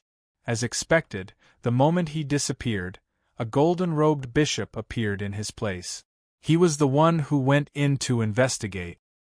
He sensed something and immediately came to the door. He was so fast that it seemed like he was teleporting. If not for Gu Chencha's agility, he would have been caught on the spot and would not have had the chance to return to the sun and moon altar. He's indeed powerful. I calculated again and felt that nothing would happen, but I still broke out in a cold sweat. Gu Chensha stood in the space of the sun and moon altar and looked at the golden-robed bishop, who was walking to and fro to investigate. His heart could not help but pound. If he had been half a beat slower, he might have died. The golden-robed bishop's eyes seemed to flicker with fire. He sniffed and searched everywhere. The other 2 bishops also arrived. The 2 conversed in the barbarian language and searched again, but they still did not find anything. Only then did they give up and go down to investigate for a while. Then, they chanted an incantation and closed the bronze door. Gu Chensha waited for the 2 to leave, but he did not move. Instead, he waited quietly. As expected, it did not take a day. 2 hours later, the bronze door opened again. The 2 bishops appeared and checked the surroundings again. They did not find anything, so they left. As expected, it's a second investigation. Gu Chensha laughed coldly. I have plenty of patience. This time it was completely safe. He came out of the space of the sun and moon altar and started to go deeper. These days, he had observed clearly. There should be no one guarding the back of the bronze door. It was very secretive, and if his level was not high enough, he would not be able to open the door. After the investigation, it would be safe for at least a day, which was enough for him to do many things.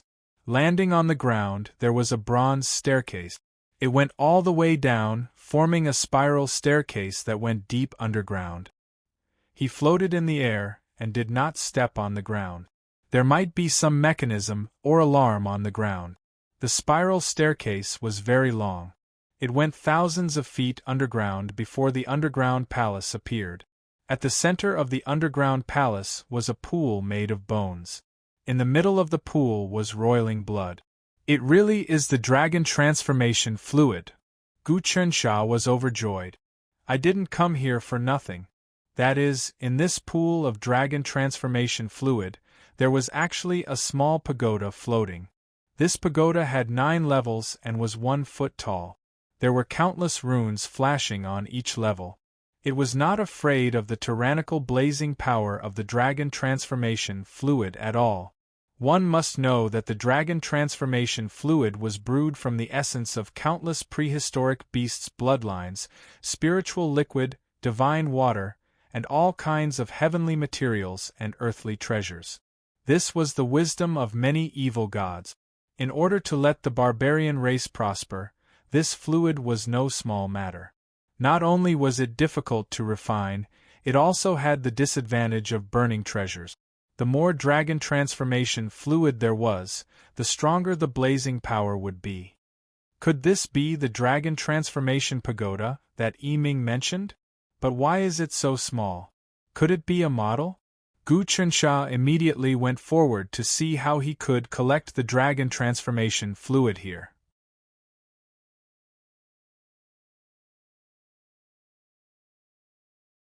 Chapter 90. He shook his head, and could only take out the leather pouch that was originally used to store the dragon transformation fluid. He scooped up the entire pouch, but he could no longer find a container to store it in. pour the dragon transformation fluid into the sun-moon altar? Gu Chunsha thought about it. Now that the altar's space had expanded by a lot, there was a depression on the altar that was used to kill demons and offer blood sacrifices. Storing the dragon transformation fluid there should be no problem. No matter how powerful the dragon transformation liquid was, it could not burn the sun-moon altar. After using the leather bag 10 times in a row, the depression on the altar had accumulated to the size of a bucket. If this goes on, I'm afraid I won't be able to scoop out everything here by tomorrow. Gu Chunsha frowned. Time is of the essence. I'll take the pagoda first. This foot-tall pagoda floated above the entire pool of dragon transformation fluid, slowly absorbing its power. It was definitely not an ordinary item. Gu Chunsha directly floated above the pond, using his hand to grab small tower, wanting to lift it up. But unexpectedly, the pagoda did not budge at all. No matter how much strength he exerted, it was useless. What happened? Gu Chunsha circulated all of his energy, but it was useless. The tower ignored him, as if he were nothing more than an ant. This tower really is a treasure. It seems I'm not strong enough. Since that's the case, I'll evolve the great dragon armor. This is definitely the most important treasure. Otherwise, the barbarian bishop wouldn't come here every day to inspect it. Gu Chunsha's current strength was also very strong. Although it was not as strong as the 9 bulls and 2 tigers, it was not far off. Dao Realm Transformation 9 bulls and 2 tigers was a change in strength due to absorbing spiritual energy to change one's body. The heaven dew he consumed was even more mysterious than spiritual energy, and he cultivated the Son of Heaven God sealing technique, so it wasn't surprising for him to have such strength. But that wasn't all. The great dragon armor was even stronger. The armor had evolved many times, and in terms of strength, it was probably comparable to someone at Dao Realm Transformation 6. However, he still couldn't do anything about this pagoda. How heavy was this pagoda? Without further ado, Gu Chunsha entered the altar space, took off the great dragon armor, and immersed himself in the dragon transformation liquid he had just obtained. Boom! The great dragon armor burst into flames again. Gu Chunsha was already prepared. He took out the heavenly dew and dripped another 1,000 drops on it. The heavenly dew was neutralizing and catalyzing the great dragon armor's absorption of the dragon transformation elixir.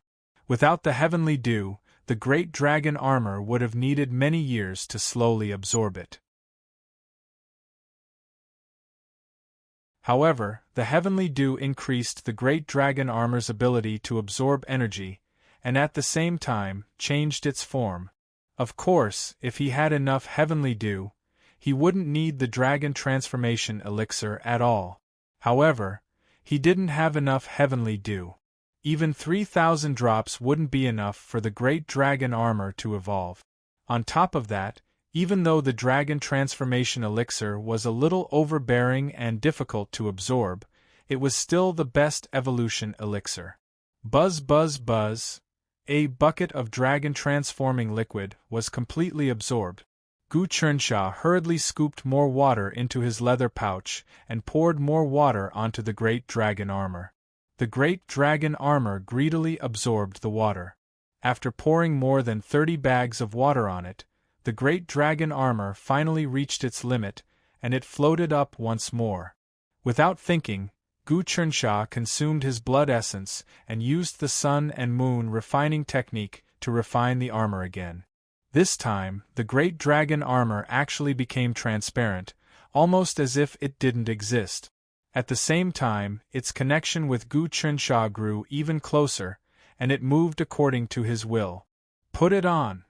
With a slight thought from Gu Chunsha, the great dragon armor immediately wrapped around his body, concealing his body. It was as if he was invisible, and his aura couldn't be sensed. Dragon concealment. He was delighted. This is the ability of invisibility. With this ability, won't it be safer for me to steal treasures? However, this was just invisibility. It was so that others couldn't see or smell him, but it wasn't like he had disappeared into the sun and moon sacrificial altar. If others touched him, they would still be able to touch his body. However, with this ability, coupled with the sun and moon sacrificial altar's ability, it seemed like he really wanted to develop into a godly thief. After this evolution, the great dragon armor's strength and defense had increased by several times. However, it still hadn't evolved to the level of the king dragon armor. Gu Qinsha frowned. Logically, after absorbing so much dragon transforming liquid, the armor should have evolved. Could it be my own problem? I used the sun and moon sacrificial altar to refine this armor, but I'm limiting its evolution because I haven't reached the Tao realm yet. He could feel that the armor had stored a huge amount of energy. It was converted from the dragon transforming liquid and heavenly dew, but it hadn't been fully digested. Instead, it was full. Even if he soaked in the heavenly dew or dragon transforming liquid, he wouldn't be able to absorb it. It seemed like he had to break through to the Tao realm himself before using the sun and moon sacrificial altar to refine the armor. The great dragon armor couldn't evolve anymore. Gu Qinsha had no choice but to use the dragon transforming liquid to refine the demon subduing edge. He had taken a liking to it. First, he used the blood melting blade as a sacrifice to obtain the embryonic form. After that, he wouldn't need to use the blood melting blade as a sacrifice. He could use the spirit essence to make it succeed. Of course, the dragon transforming liquid was even better now. He used another 500 drops of heavenly dew and dragon transforming liquid for the demon subduing edge to absorb. This time, the demon subduing edge changed and finally formed. It floated in the air and its aura was even stronger than the dragon bone sword. Gu Qinsha grabbed it and nodded his head. This demon subduing edge is not in its embryonic form but a true weapon. I can use it to break the body of a Tao realm transformation realm expert. The weapon and armor were all crafted. Gu Qinsha looked at the dragon transforming liquid and tower in the pond. He grabbed it once more, but it was like an ant trying to shake a tree. The great dragon armor's strength increased by several times, but it was useless. The tower was as heavy as a mountain. I can't waste time here. Gu Qinsha thought about it and looked around to see if there was anything he could collect. However, this underground palace was completely empty. There was nothing but the pool of dragon transformation liquid and the pagoda. I have no choice, so I will just take as much as I can. Gu Qinsha shook his head in disappointment. It hadn't been easy for him to enter the treasury, and he had taken a huge risk, but he hadn't gained much. Although the great dragon armor had evolved and the devil subduing blade had evolved, it hadn't achieved the results he had expected. He scooped up hundreds of bags and kept them in the altar space. Suddenly, he had an idea. Rather than wasting the dragon transforming liquid here, why don't I use it to cultivate? He recalled that not only could this liquid increase the power of treasures, but it could also increase one's potential. However, only people above Tao realm transformation realm could use it. Luckily, Gu Qinsha had the heavenly dew to neutralize it. He returned to the sun-moon altar space and stripped himself naked. He used half a bag of dragon transforming liquid and dropped 100 drops of heavenly dew to neutralize it. When his hand touched it, it felt really hot. Sun and moon refinement. Gu Qinsha touched the dragon transforming liquid and started to draw talismans on his body. He was actually using his body as a treasure to refine. Actually, this was the true cultivation path of the sun and moon refinement technique. He drew talismans on each of the important meridians. When the dragon transforming liquid touched his body, it felt like his entire body was about to burn up. But Gu Qinsha didn't care at all. After the medicinal properties were neutralized, it was just nice. He stood on the sun-moon altar and was shone on by the light. He circulated the sun and moon refinement technique's vital energy and shot out all sorts of seals. Along with the movement of his pores, The dragon-transforming liquid on the surface of his body was actually absorbed and slowly merged with it. Once all the dragon-transforming liquid disappeared, Gu Chernsha touched it once more and drew talismans all over his body. Just like that, he drew talismans, cultivated, and absorbed. He did it 9 times in a row. He felt like every inch of his body was being cut by knives, and he felt like his body was being burned. He wanted to die, but he couldn't. This body isn't mine, and my body isn't my true body. Sun and moon refinement technique will allow me to be reborn. His will was firm, and he didn't care about any pain at all. He just tried his best to circulate his vital energy faster and faster. The blood in his body gave out a surging sound like that of the sun and moon. When Gu Chernsha suddenly felt like there was a mysterious power in his body that had been accumulated to the peak, charged out and broke through space to see the outside world. Large amounts of spiritual energy landed and turned into a cooling liquid. It calmed down the heat in and out of his body. Wind blew in his pores and he rode the wind. Gu Chernsha knew that he had stepped into the Tao realm. The dragon-transforming liquid, along with the sun and moon refinement technique, finally made up for his lack of consolidation of his Tao foundations. He was reborn, and his foundation was unprecedentedly strong. He was really calm about stepping into the Tao realm. There was no joy or sadness. It was as if eating and drinking weren't a big deal. This was because he had accumulated too much, and after many divinations, it was natural that he would succeed. He didn't purposely try to break through and just strengthened his foundation. His Tao was full and he easily broke through. Such a state of mind was really suitable for comprehending the Tao. Many people's minds wavered when breaking through to the Tao realm, causing their foundations to shake. I have reached the Tao realm. I have finally broken through the mortal body and am no longer a mortal. I didn't expect that I would have such a day. Gu Chernsha wore the clothes on the ship and felt something in his heart. He was like a passer-by in the misty rain, reminiscing about the past. It was like a dream, and he had obtained a new life. All sorts of feelings surged into his heart, but they turned into memories of the past. At this moment, it was his birthday. No matter how much he had experienced in the past, they were all mortal. Those who had obtained the Tao and those who hadn't, although there was just a thin veil between them, it was like the distance between heaven and man. I originally thought that the mortal realm and the Tao realm were only about absorbing spiritual energy and cleansing the fleshly body. But now it seems like it's completely different. My state of mind has become unworldly, and I'm no longer the same as before. My view of martial arts, the world, and my understanding of life are greatly different. This was the Tao realm. The most important thing about the Tao realm was the change in one's mental state. The first 10 years of his life were spent rolling in mud and suffering in the flames of karma. Now that he had obtained the Tao, his soul and body had changed. People who didn't break through to this realm, even if they used the spiritual liquid and strengthened their bodies, their mental states would never be Tao realm. This would cause a huge difference in martial arts.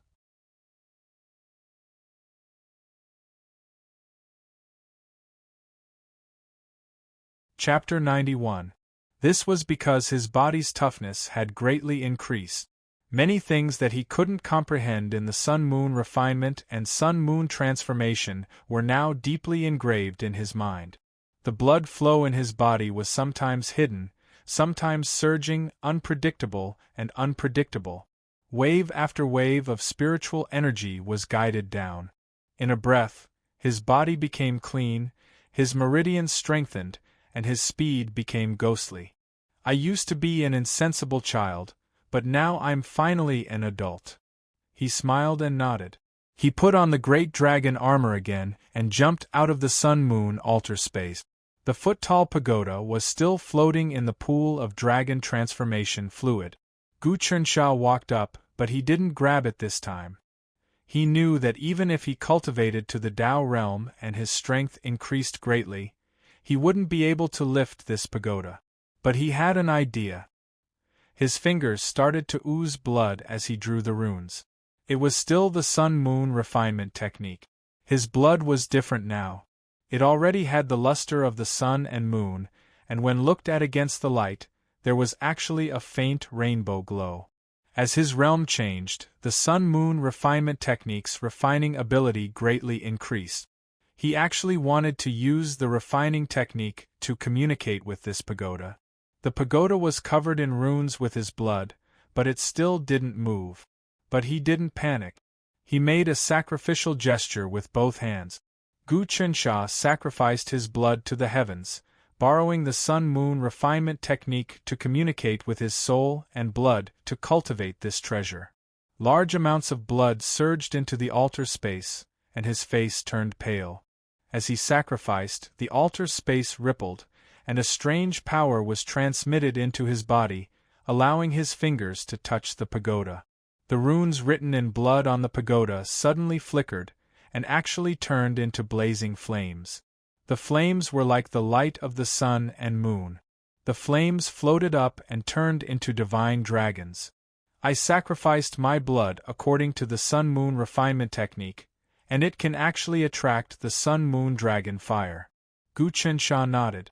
This was the sun-moon refinement technique he had just comprehended. 1. The pagoda actually started to tremble, and it had a faint telepathic connection with Gu Qinsha.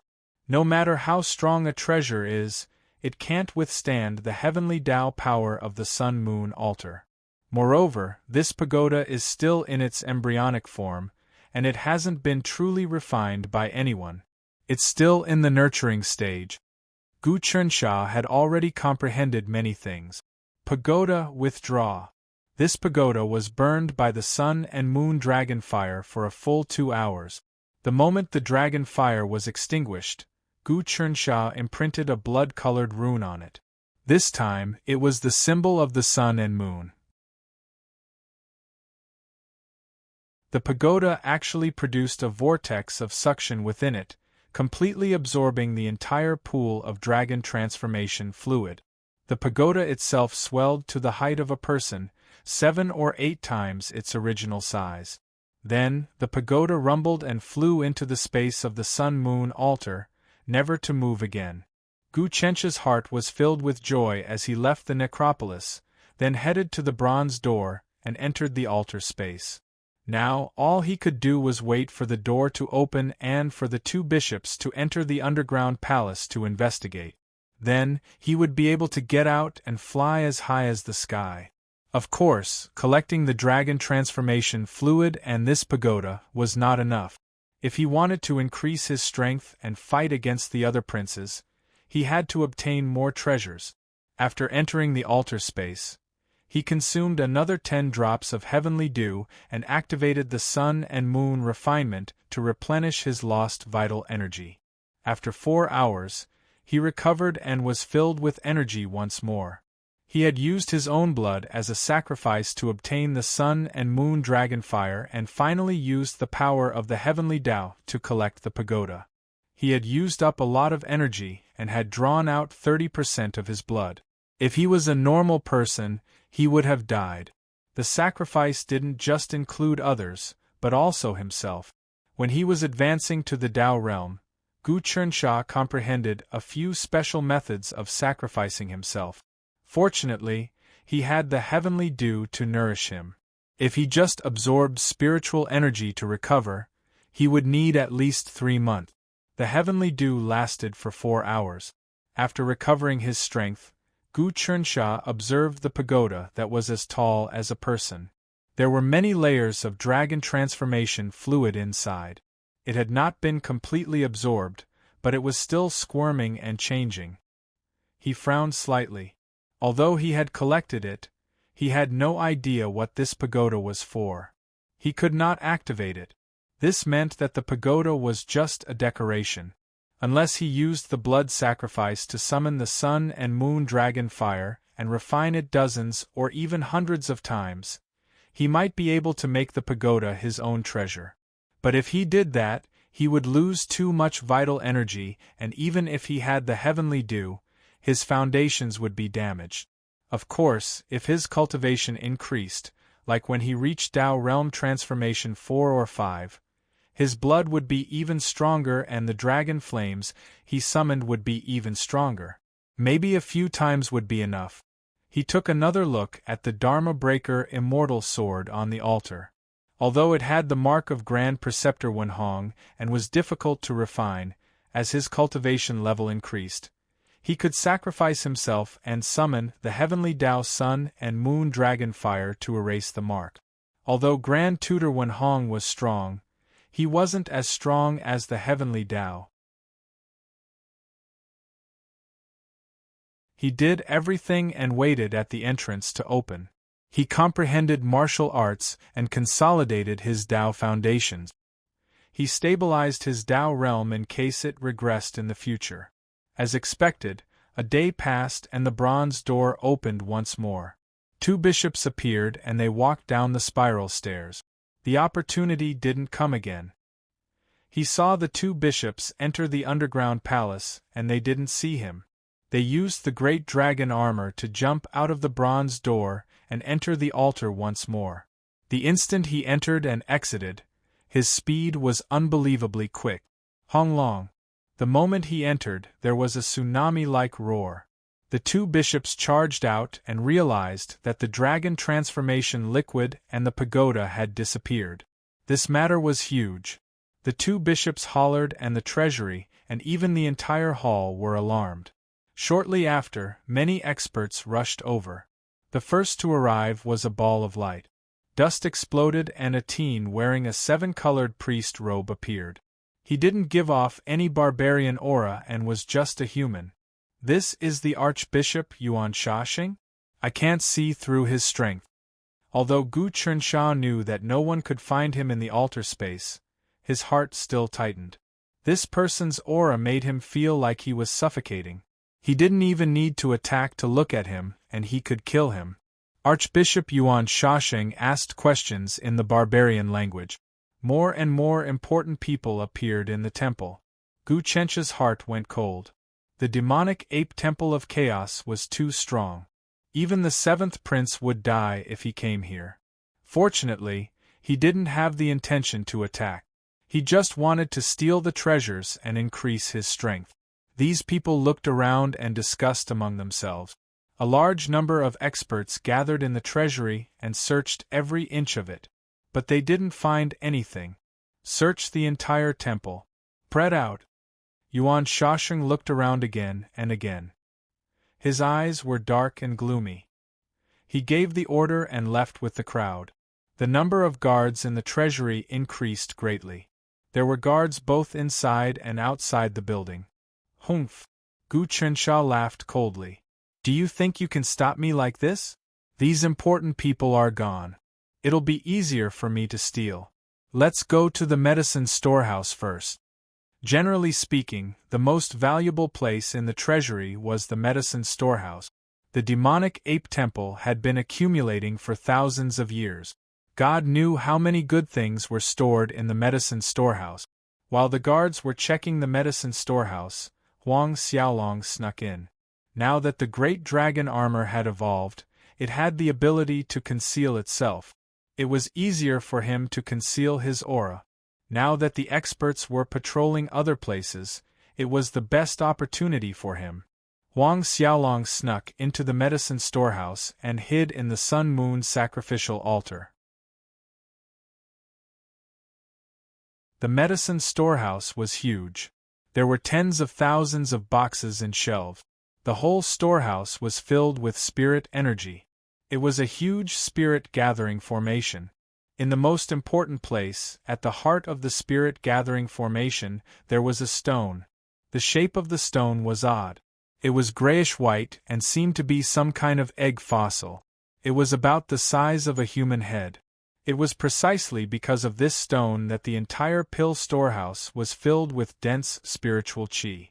While ensuring that the medicinal properties of the pills would not disperse, they would also become purer. Any spirit-gathering formation needed a treasure to stabilize the formation eye. The stronger the treasure, the more stable the formation, and the stronger the spirit-gathering effect. However, Gu Qinsha didn't take the stone. Instead, he relied on his intuition to find the best pills. At a glance, he saw 9 elixirs sealed in spirit crystals in the most prominent position of the treasury. The fist-sized spirit crystal contained 9 white pills the size of rice grains. He didn't know what they were. He couldn't recognize them immediately. However, they were wrapped in such a way. They must be unparalleled treasures. Thinking back, the 100 Tribulations golden pill that the Heavenly Talisman Emperor gave to Lu Baiyue wasn't wrapped in a spirit crystal. He threw the 9 pills into the sun-moon sacrificial altar and started moving the boxes. There were labels on the boxes. They were gold, purple, azure, red, and black. Clearly, the black pills were the lowest quality, while the gold ones were the highest. Gu Qinsha didn't open the boxes. He first moved the golden-labeled pills into the sun-moon sacrificial altar. He moved dozens of boxes before he finished. He then moved the purple-labeled pills. There were at least 100,000 boxes of pills in the storeroom. There were dozens of golden ones, hundreds of purple ones, and thousands of azure ones. Gu Qinsha knew that he couldn't move all of them. He only needed to move the gold and purple ones. It would be best if he could move all the blue ones too. On the east side of the sun-moon sacrificial altar were the treasures he looted from the temple in Tao County. There were thousands of boxes. He didn't have time to count them. To prevent confusion, Gu Qinsha placed the treasures on the west side. Wearing the great dragon armor, he was fast and strong. It only took him a short while to move all the purple-labeled pills. Then, he moved on to the azure pills. Halfway through, there were 2,000 boxes of azure pills. He heard the noise outside. He knew that his chance to make a fortune had passed. In the end, he grabbed the stone in the center of the spirit-gathering formation and threw it into the altar. Then, he hid. Without the stone, the spirit energy in the spirit-gathering formation was dozens of times weaker. At this moment, the door opened. Some barbarian experts came in for inspection. This was a routine investigation. There weren't any powerful people. You're tuning in to the Phoenix Knights YouTube channel. Don't forget to subscribe and join us on this journey to catch the most captivating stories.